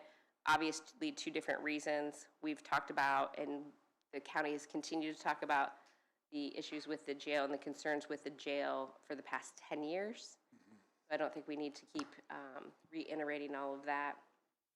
We would recommend building new and then selling the old, because the property, if nothing else, the location probably has some value, and all of the rattling around the community has said that that would be an asset that would be sellable. Somebody else would want it, yeah. Planning department, it's just a danger, and it's just ironic that you have to go in there to get permits for your new buildings, yet I'm not sure that that would pass our own county standards for a permit or a certificate of occupancy, so relocating them and moving. The annex building and the courthouse are moderate to high for different reasons, but let's just talk about each one of them. The annex building it's usable, it's okay condition. How we're using it does not work for the county. We have probation in there. We have Purdue Extension Office in there. We have the prosecuting, or the public defender, thank you. We have the public defender. Those do not commingle well. They just don't. So you're going to invest a lot of dollars based on data that we've already pulled from your county to renovate that, to make it usable for our functions that we need. So our suggestion is actually to sell it. You're either going to dump a lot of dollars in it to renovate it, to access the needs that we need it for, or sell it. So the courthouse, right, obviously, this is going nowhere. Your community loves it. We're super protective of it. Matter of fact, when we do this report out, we may never be able to come back to DeKalb County again because we love our courthouse so much. And it is beautiful. Our recommendation, as you'll see through the report, is that you keep it, maintain it, renovate it. I think that it's going to be something that's needed. Your community loves it. It's the heart of the community. Our recommendation is that you actually use it more as a citizen facing, where we don't have to go through security and not have our phones and not have our laptops. We have to do it. We understand why we have to do all of that today, but you'll see that one of our proposals are to move all the judicial system out, and that's not probably the most popular, but we'll talk about that. So keep it, renovate it. Whatever path you choose, you're going to have to put some dollars into this. Health and Survey Department building and the VA department, it's good, but again, we're sticking functions in there that don't coexist well. So everybody in that building is at a building shortage except for the surveyor's department. They don't really coexist well because your VA department, which is one of the best in the state, by the way, if you don't know that, know that. It's really something to be proud of. They just don't commingle well with the health department and the surveyor's department. And then Sunny Meadows, we have moderate to high. And it's not high anymore because we don't have residents in there anymore. Moderate to high is, are you going to renovate it or are we going to move it off our books of liability? Those are decisions that have to be made. And then everybody else is, all the rest of them, fine. But we do recommend selling the white building and the red building. Not sure what they were used for. I know that you can tell me what they're used for today, but I'm not sure how that really adds value or function to the county. Okay, questions? Again, these are our recommendations. The goal of this is not to necessarily take our recommendations, but to move on them and make recommendations yourself that we are going to create timelines and action upon. Bill, looks like you got a question. Still thinking. Okay. Yeah. I'm going to keep moving. Yeah. All right, recommended pathways. Recommended pathway is really and this is very private sector, but this is what helped us navigate through this report, through this study, is really thinking about your operational centers. Having a judicial operational center, they all commingle. The safety needs are different, the security needs, the processing of records. I mean, everything through that workflow of the judicial system has some order of protection, tighter protocols than the rest of the county, and they're just non-negotiables in their workflow, and we really need to take that a little bit more seriously, in our opinion, and elevate it and protect their workflow. Public safety and operations centers, right? These support our law enforcement, emergency, kind of the same standards and protocols, but a little bit different because they're out public facing and on the streets a little bit more. So then we have citizen services, which is our high public interaction, but it's our administrative part of what we do day to day. They might not be out on the road, but they have the counters, the front counters, they're servicing, yeah.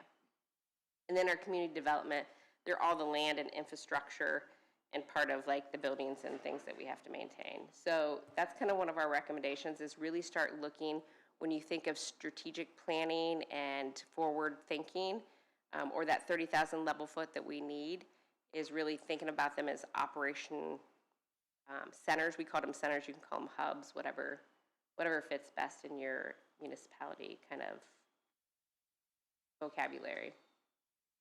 Standard operating protocol systems. So these for us are what we called non-negotiables, but we changed the verbiage obviously in the slide. But really thinking about a county-wide facility planning and space governance. Again, commissioners, you own the space. So if somebody in the county needed 2 more office spaces, it is your decision, your guidance, that it would be needed of where we are going to put them, instead of department by department believing that we own our space, because we always have. So think about a governance, maintenance and assets management oversight. This is where we would say we have to get something in place. Calling, texting, emailing. is not efficient. You guys don't get to see the spend. There's no reporting. You can't see things quickly and clearly for decisions, bigger decisions that you need to make. Like, Bill, you just told me we've spent a lot of money on the jail. Could you quickly pull reports about that? That might be a bad example because he does have reports that you can pull quickly. But if you wanted to know how much you've spent on the courthouse or how much you've spent on Sunny Meadows, is it quick reports by a couple key strokes that you can get this information? The answer is no, but we should be able to have that in the future. Capital planning support, property portfolio. So I would encourage you, and to us, again, this is a non-negotiable, put together a portfolio, and we kind of had started it for you in kind of one of the appendix. Put together the portfolio and actually create a strategy of what you are going to use them for in the future. Not just what we're using them for today. We have all that information and we got all of those reasons why, but how does building A, B, C, D, how does each building function in the future, in our future plan for the county? Centralized facilities like our purchasing and our maintenance, what we're not saying is that everybody needs to report to one person. What we are saying is that somebody needs to have the oversight to really centralize and be able to collect the data and be able to, that those standards and protocols have to be managed, set, and maintained. So metrics, making sure that we're all using the same CMMS system. What does that acronym stand for again? Acronyms twist my, but it's your county, like your management system, your maintenance management system, making sure that we're all using it. Those systems allow you to see every asset in your building, the aging, and it will even put planning together for you of what you will see. So these reports can be cleaner, they can be higher level and more strategic. Vendor and contract oversight, these two to us are kind of non-negotiable. We have no structure on who we decide to work with, how we decide to work with it. It does pass through you, and you do get to make decisions, but you're assuming, we as commissioners or a county are assuming that the people that we partner with have the same safety protocols that we have or the same standards that we have, basically how you ensure background checks with your employees, and the fact is they don't. So your partners that you partner with and vendor oversight and contracts should follow kind of the same county guidelines, and right now it's just, there's just no controls over it. We're making those assumptions and it actually puts us at risk.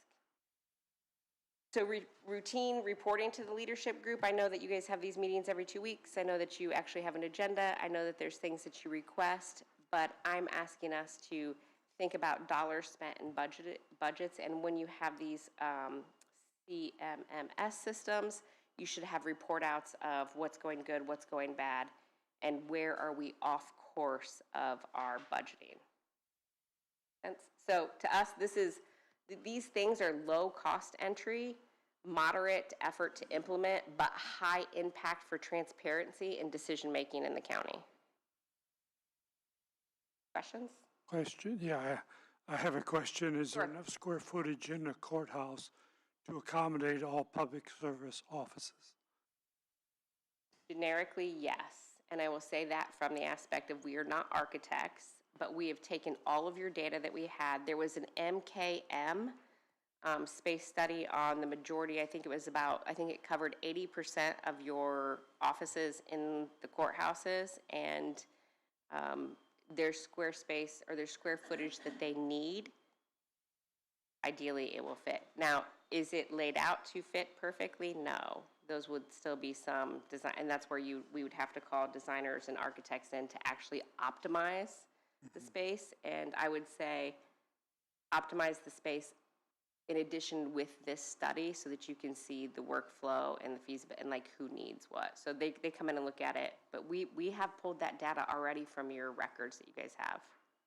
I think that study was done in 2022, if I recall, by MKM. I don't recall exactly. No, I don't. Susan, if you could- don't, if you don't, I'll go back, actually, I'll go back and look. Will you write down that we'll pull that study and bring it back to you?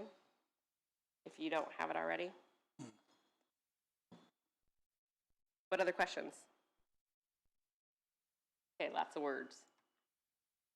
This is our suggested roadmap, and even though it looks like it's linear, it's not. You can do some of these simultaneously, but really, like, let's shore up our standard operating protocols. Let's decide what is important. How can we get these?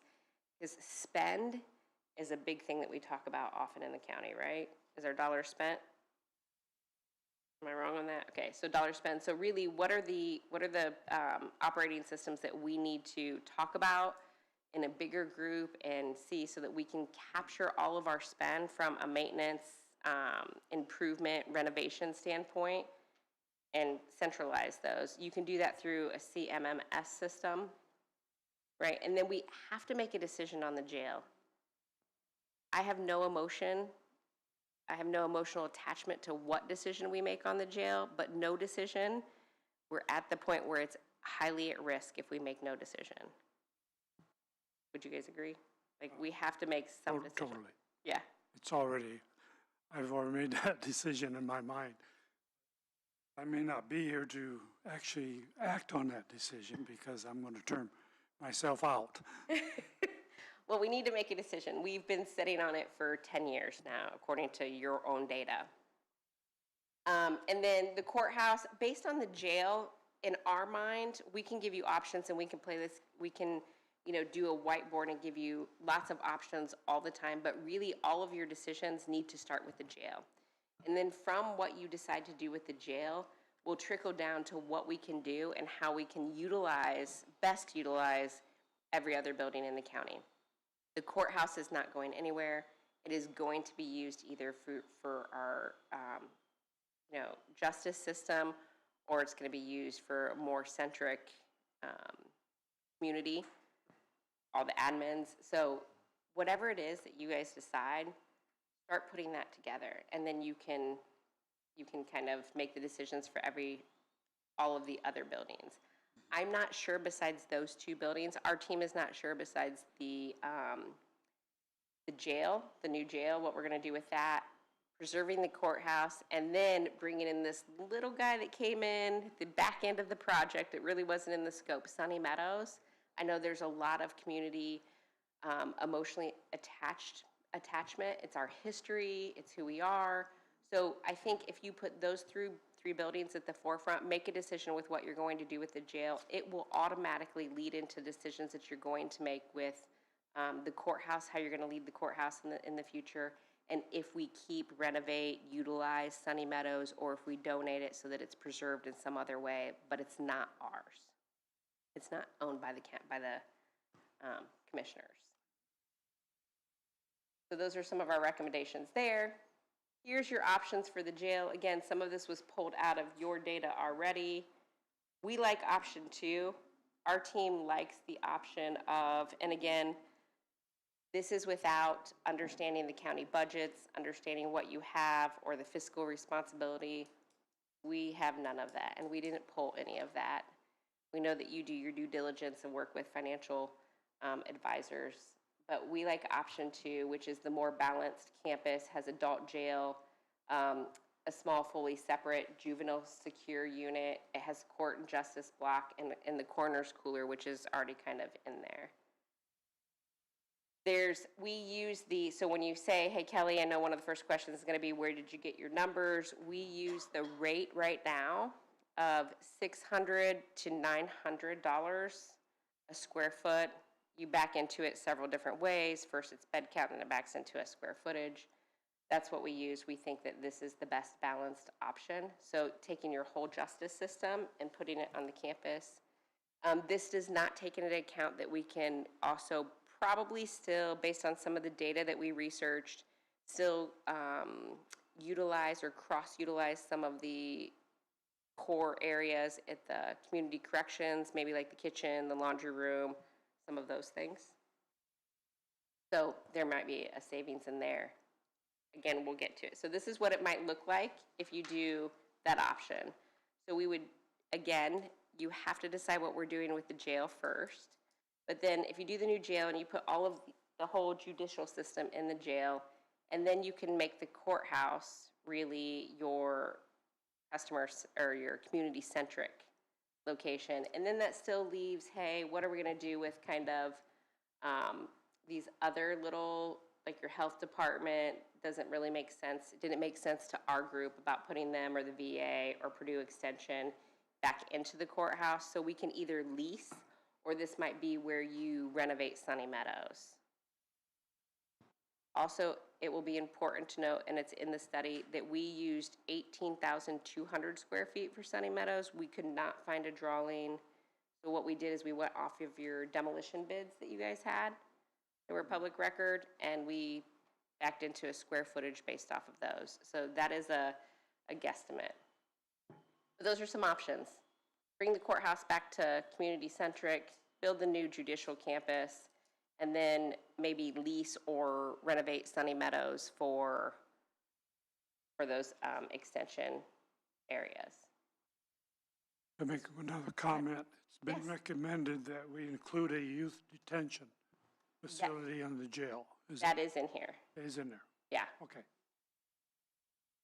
If I knew how to go back in that option 2 that was on that slide, option 2 slide, it does have a separate juvenile section, and I think it was 4 to 6 beds maybe, and that way you could possibly generate revenue by renting 2 out, because Allen County right now is not even letting us access theirs. We put some of that data in the full report. Then we were talked about when we did this review, it was highly recommended that we give an option for bringing the judicial system into the courthouse only. Our recommendation is still the last one that we saw, but here would be an option for maintaining the courthouse for your judicial system, bringing everything back into the court. You're still going to have to build a new jail. It's going to be a smaller jail, though. You'll maximize your courts. We also have pressures in our courts. Our courts, even one of our superior courts, is too small with our growing public. So there's still going to have to be renovations if you bring the entire judicial system back into the courthouse. The new jail will still have to be built, and then you could either, 2 options, you could either renovate Sunny Meadows for some of the additional departments that no longer fit in the courthouse because we're expanding it to move the judicial flow in here, or you can lease space downtown in this corridor if you'd like. Have you guys looked at that before? Leasing space downtown? We did just one time, and that was, I think, to replace the planning department. The planning department? I was going to lease something and move Yeah. them to a lease facility and remodel. That's just And a then small. decide that was money not well spent. Yeah. I'm not sure that that building is worth saving. Yeah. Okay, so decision points. Really, we've talked about your decision points through all of this. We need to choose the county facility. What is our pathway? What are we going to do? Like, what are we going to do with the jail? And then there's also, by state law, you have to do a feasibility report. I know that one was done in 2016. We did not dig deep enough to see if that is still usable or not. That would be some of the things that we would say, here's decision points. If you're going to take anything away, here's some things that we should take away. Get a feasibility study done, or utilize the one that we had in 2016. It clearly states a pathway in there, but you can also revamp that pathway. It said in 2016, the jail was highly recommended. Pull a lot of that data already, and I think that we used a lot of it in the summary. Define the future role of the courthouse. Again, it's going to be best utilized to decide what you're going to do with the jail and that facility and that campus, then decide the courthouse, and then decide what you're going to do with the, like, from a functionality, and we've given you our opinion, right, or our best recommendation, but from a functionality, that would be the order. Jail first, then how are you going to best utilize the courthouse, and then with the remainders that don't fit in the workflow, are we going to keep, like, our survey, VA and Health Department building, which is totally usable? Are we gonna renovate Sunny Meadows? Those will still be decisions that we'd have to do as well. Also, take your building portfolio, and after you've made a decision with your jail and your courthouse, really take a high-level overview of how do the other buildings fit our functions? Like, how do they align with what we need and what our government is going to need in the next 5 to 7 to 10 years? We've given some of our input and data in there, but we'll let you guys self-discover some of that too, because I think if you take a really hard look at that, some of our buildings do not add value to us. Invest in systems, not just the buildings. Reinforce some of our systems that are going to allow us to make better decisions are broken currently. And the first one being the centralized, right? Centralize your facilities and your maintenance, centralize your purchasing. And again, if you're not going to hire, we do have recommendations to hire. I also know that everybody would shut us down on that right away, but how can you allocate some of those responsibilities, roles and responsibilities in our current leaders today? Because you have a talented group. Your leaders are also, most of our data came from them. They know what information they need to grow and how it's impacting their workflow and how it's impacting our community. So pull from them, get that, but centralize it a little bit, form those groups. Then you're gonna need to, once you have that building portfolio, the next step is you're gonna need to target, okay, what does the transition look like? Am I going to need to lease, partner with someone? There's lots of space around the downtown corridor that groups I've spoken with some of those groups, are willing to lease us. Again, financially, I'll let you guys kind of talk about that because there's terms of lease, but they're willing to negotiate kind of terms of lease of how do you, and they would be short, it would be very short term. And some of your buildings you can keep during that short-term transition. And then what I would say is as we turn over from year to year to year, keep those protocols and those standards of how we buy, how we sell, why we keep, but that portfolio. And then also timelines and deadlines, because that's where we seem to get off. All right, closing. Super excited to partner with you guys on this project. It's been a pleasure. The hard part is no decision is a decision. We've talked about it for a long time. You have the data because our team pulled it. Happy to reorganize it and put it in front of you again so that you can come to your own conclusions or take the recommendations that we've given you from your own data. But it's time to actually make decisions and start working in the direction of bridging some of these gaps and closing the constraints that we have. That was a lot. Yeah. What questions do you have before I turn and ask them? Because you're already looking at the public to see what questions they have. So I will, commissioners, do you have any questions at this time? I don't think any additional. I do appreciate this information. Very understandable and easy to digest. Okay. So I think, yeah, job well done. Thank you. Ellen? Appreciate the information. It is our decision, but we also have to work closely with the council. They control the purse strings, so it's a collaboration between us and the council to decide on Absolutely. not going forward too with the money. For my part, I greatly appreciate members of the committee that we spent an awful lot of time and We did. a lot of effort to get to this point, and especially, the committee members, Rick and Larry and Rick, Larry, Joni, yourself, and actually Susan wasn't part of it, but she. Yeah, very much so, very much so. Anyway, and I appreciate the work that you've done, and I felt like we teamed up pretty well. We did. Thank you. And so I appreciate your work on this. Does any member up here have questions or comments? Are you going to present this to the council too? I was not asked to. This was my final presentation. Is there any member of the audience that would like a comment or question? Your face is red. Yeah, warm up. It is warm up here. Just a couple of things. Number one, I just want to reinforce what Kelly has said about the capital expense management. That is something that the council has been trying to incorporate for a number of years now. Somewhat successful, but not in the detail that it really needs to be. But three of the more prominent financial advisors throughout Indiana that work with different counties have recommended such a program for many years. And it's not happening in a lot of places. And we're trying, but it's not there yet.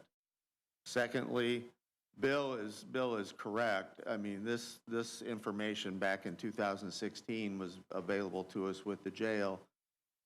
And the commissioners made a different decision at that time. I don't believe Bill was here yet at that time, but they made a different decision. But that's exactly why these plans need to be in writing so that the public can see it and so that the commissioners and the council can make decisions and see where we've been and what changes have been made, and hopefully documenting why we've changed. Now, there were a number of issues that made us make a different decision back in 2016, 2017. That all should be documented. I mean, I had a heck of a time trying to find that 2016 report. It was even buried. So I had to dig that out from some old files that I had. We just need to have these things in writing, and whatever these plans are, they need to be documented so that everybody is aware of them. But council would, I'm sure if we asked Dave Yard, who's president of the council, if you could make a presentation, I'm sure he'd want that. But the bottom line is, just as we did with community corrections, just as we did with the highway department, this is a decision by the commissioners as a direction they want to go. You make the plan, you tell us what you want, and then bring it to the council, and we'll tell you how much money we've got or how we're going to proceed from that point. But the decision on the initial decision has to be the commissioners. That's part of your job. So bring us the price, and we'll negotiate between us. That's what I wanted to hear, that it is the commissioner's decision. Yes. Foremost and upfront with everything. It includes redecorating offices and so forth. Again, that's part of what Kelly's got in her report, that is something that things happen over the course of time, and we're not talking about something that's happened over 5 years or 6 or 7 years. The way this is managed now has been the way it's been for 50 years. I have to differ. When I first come into office 7 years ago, most of these decisions did come to the commissioners. Somewhere along the line, that's morphed into, well, this department decides, this department decides on their own. That has changed in the last 7 years. So it's kind of like Congress and the president. If Congress didn't take their duties back, the president was going to take them, and the president was taking what he could get. So it's the same deal. So again, let's just get it in writing, and I agree, it's a commissioner's decision. Absolutely. All we've got is too many fingers in the pie. We got. Yeah. So that's all I've got. Thank you. Is there anyone else that has a comment or question from the public?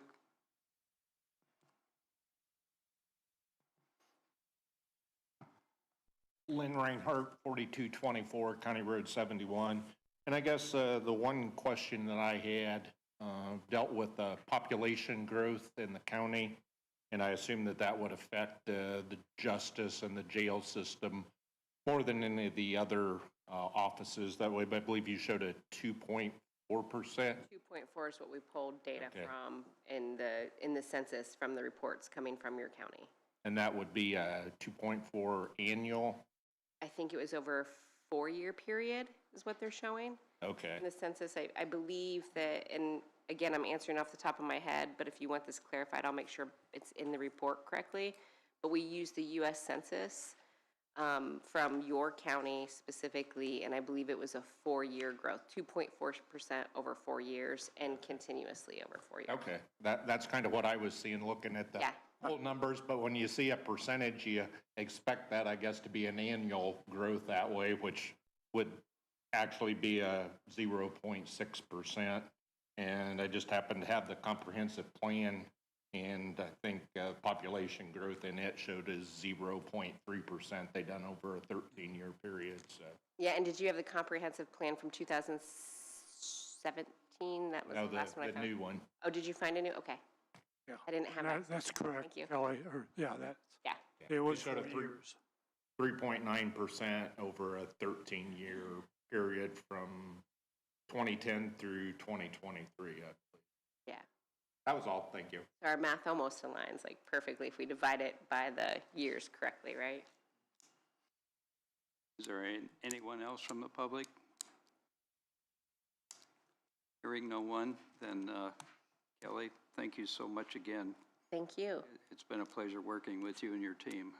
Absolutely. So- Let us know if you need anything else, if you need us to present to the councils, let us know. Okay. Right. I will, Thank you. I will get hold of Mr. Yard, and I will be back in touch with you. Thank you. It's been All a right. pleasure. Thank you.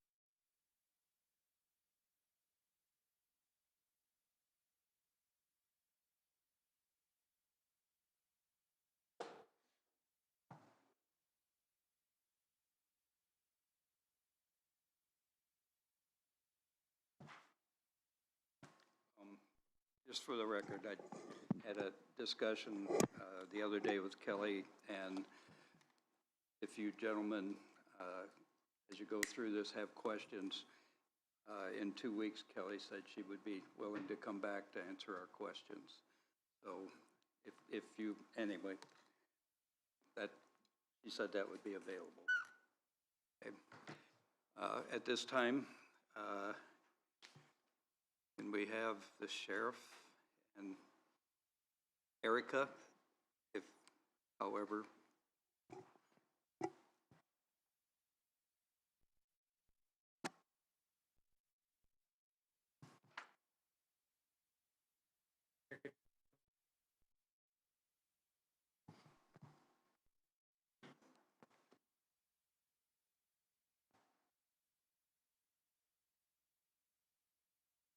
Good morning. Good morning and welcome.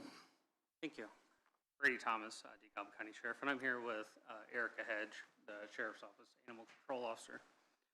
So I started at the Sheriff's Office about 17 years ago, roughly, and during my time and any time I've known before that, we've never had anybody, person or organization or entity that was capable of thoroughly investigating any kind of animal crimes, neglect, cruelty, or anything like that. And police officers aren't specifically trained to investigate those, not equipped or trained to handle those. So in June of last year, I hired an animal control officer, Erica, with the expectation that she would assist with these types of cases. What we very quickly discovered was that we had significantly underestimated the size of the gap that existed in DeKalb County. That introduced a whole host of problems, which the commissioners have been helping with. So decades of largely unaddressed animal control issues have created a substantial backlog of cases, and that's what we're dealing with now. Since hiring Erica in June, she has handled more than 100 animal-related incidents. These have resulted in 12 felony or misdemeanor criminal charges against animal owners. Those include torture of animals resulting in death, starvation, and animal hoarding situations. Those criminal investigations alone have involved 90 dogs, 75 cats, 14 horses, and 51 other miscellaneous animals. She's also handled 7 dog bite incidents and assisted other police agencies on 5 occasions.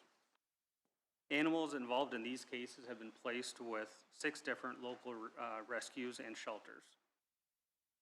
So from Erica's hire date back in June until currently, she's impounded 261 animals so far. Most of these animals were placed with Chattaroba, Humane Fort Wayne Animal Care and Control, and Loyal Canine Rescue. All of that history brings us exactly why we're here today.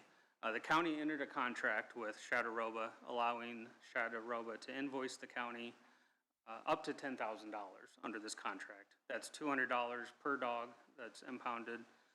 That includes $100 per cat and $600 for each horse that's impounded. So we're in March now. Chattaroba has already invoiced the county $9,200. So we were here today to request additional funding be allocated to Chattaroba so they can continue accepting animals and invoice the county as needed. That's kind of a overview, without getting into the weeds of what brought us exactly here. Erica is here. She's the expert. She's been phenomenal for the sheriff's office, working as the animal control officer. She has more details and could elaborate a little bit more than I can. So if anyone has any questions, I'm sure she'd be happy to answer that and assist with questions. Just one, is it safe probably, maybe to assume that has taken place, the sequestering of these animals, that would eventually decrease in volume? At some point, we're going to get ahead of the curve maybe, and that would decrease. Within a couple, this year and next year, I would anticipate having increased numbers, and then maybe after that, it would decrease. Start to back off, but still it increase probably the same rate rest of this year. I think our hope, and speaking with Erica, was that these backlogs, these hoarding cases that have gone undetected or maybe even reported, but no one capable of doing anything with it, we get those all washed out. And then Erica's mentioned to me that she worked full-time for the Fort Wayne Animal Care or Animal Control, and she's, in the amount of time she might say, I think you said 1 or 2 cases in a year or two, she's seen multiple in just several months. I think that's a result. So I talked to, I don't know if we talked, but we emailed and talked. Anyway, Fort Wayne Animal Care and Control is not going to sign the contract that we signed, simply for the fact that their comptroller is worried about Senate Bill 1, like the rest of us, and she just is on edge, and I totally understand that. I thought everything was fine, and anyway, that's their decision. So we have the $10,000 that was going to be allocated to Fort Wayne Animal Care and Control that will not be spent now. We do have that option for Susan to allocate those funds to Chattaroba if we wish. So I guess I'm asking for that recommendation. I'd make that motion. Second. We have a motion and a second to move the funds from Fort Wayne Animal Care and Control to Chattaroba. Is there any other discussion or questions? When we find the individuals that are in a situation, where does that money go towards? The restitution Yeah. for criminal cases. Go back into helping fund this process, or is this going to go, does that funds go somewhere else? My Just curious. understanding was that they can be billed the first 30 days for restitution, and that is paid directly back to the rescue. I'm not sure how it will happen here, but I know in Fort Wayne that actually occurring is few and far between because the offenders don't typically have the funds to pay the restitution. And restitution is based upon a finding of an ability to pay. My recollection is that they can make it like a fine when they do the sentence, But then when the person is ready to go out on probation, let's say, and get a job, then they have to make a finding of ability to pay, so they can't put them in jail for not paying if they don't have the ability.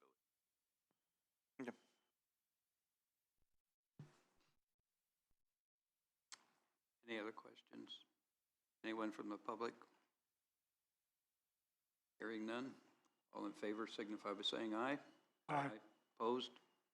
Motion carries 3-0. Can I make another comment real quick? Yes, Maybe sir. This is what Erica was gonna say.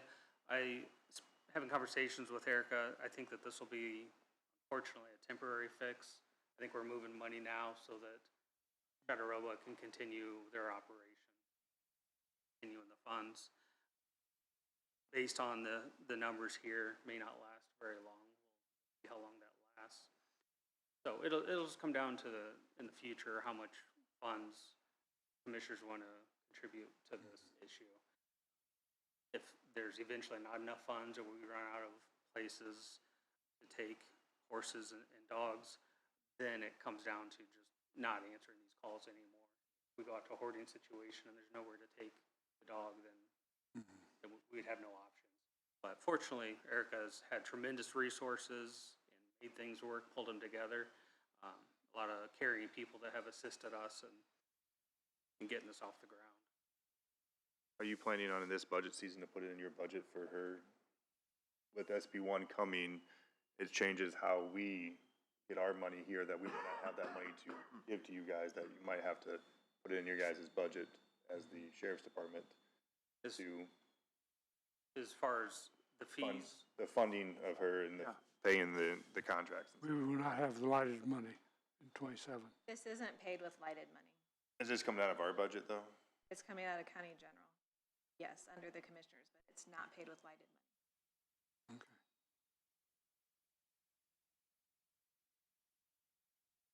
We any will, other questions?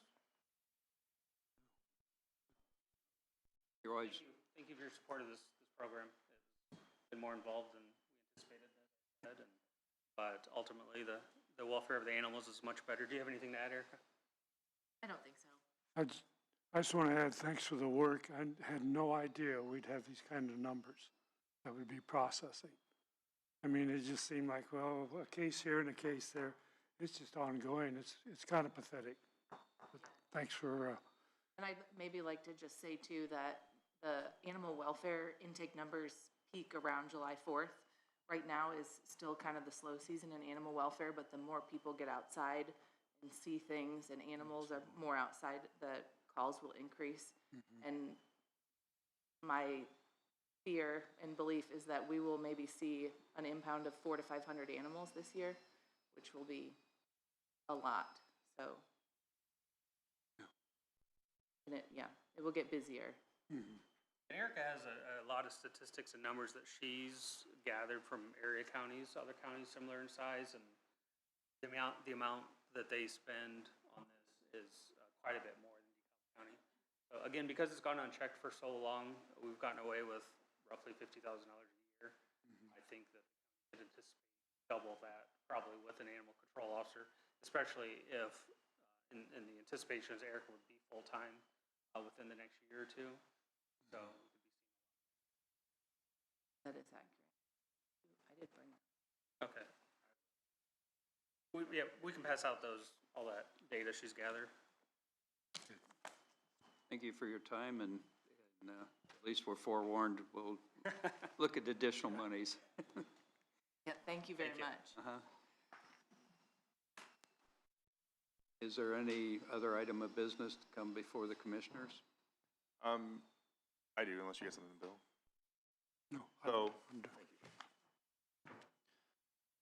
Thank you. So I noticed Larry, you come on up here. I think I started talking to you about this a couple months ago. So I kind of noticed a couple of months ago that the cannon on the southwest side of the courthouse, dedicated to the memory of the DeKalb County Soldiers cannon, is in pretty rough shape. Yes. If you want to kind of describe it, how bad it is.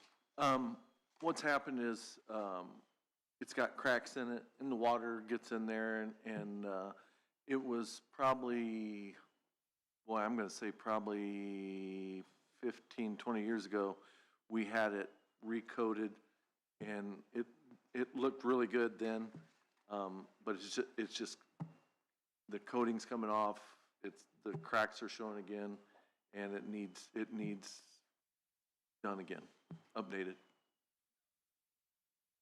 So with the thought of it being the 250th anniversary of the United States, having a memorial looking like it does right now, I think that it'd be, I had them get some quotes. We had a quote from Atlas for $29,773 to do the work that I thought it would be wise that if I can get permission from you guys today to go around to other veteran services like the VFW and the Legion to see if they're willing to donate to have this fixed. I also contacted Atlas, and Larry and I talked about putting a time capsule in the back for the 250th and have it opened up possibly in 50 years. In front of you is the kind of quote on that. We're not agreeing to the quote right now. I just want to get permission from you guys if I can go around and see if I could talk to the Legion and the VFW and some other veteran organizations if they're willing to donate to see what the overall cost would be for the county. Any questions? Do we need a motion? I think you should have a motion and a vote on it just to authorize him to get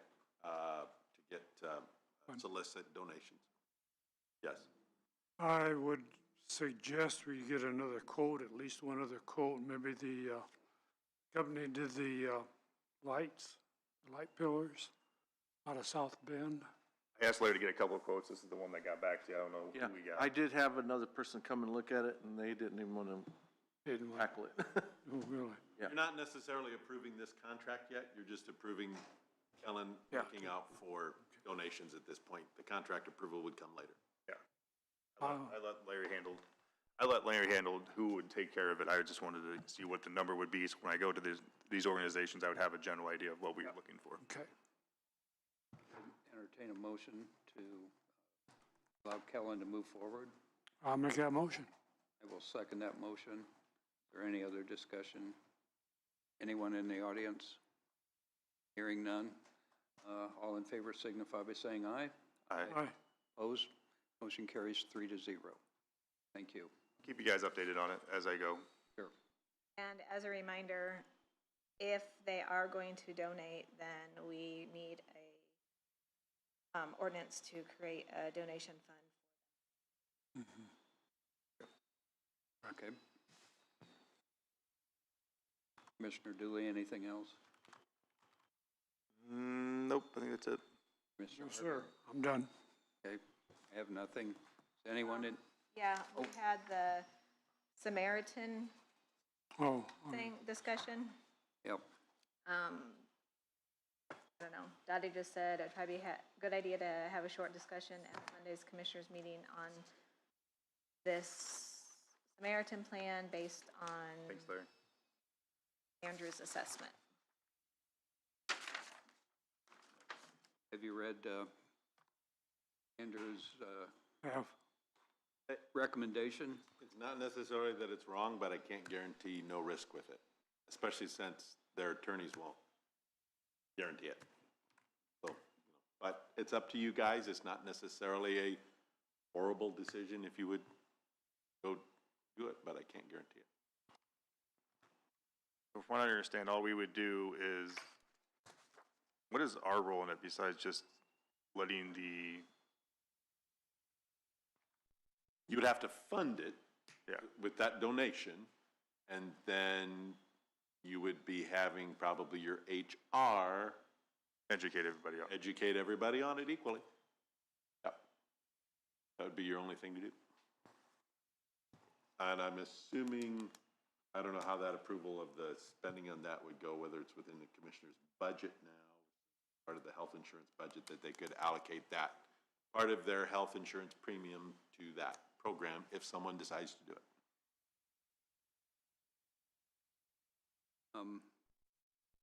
If we have no motion, then it would die, correct?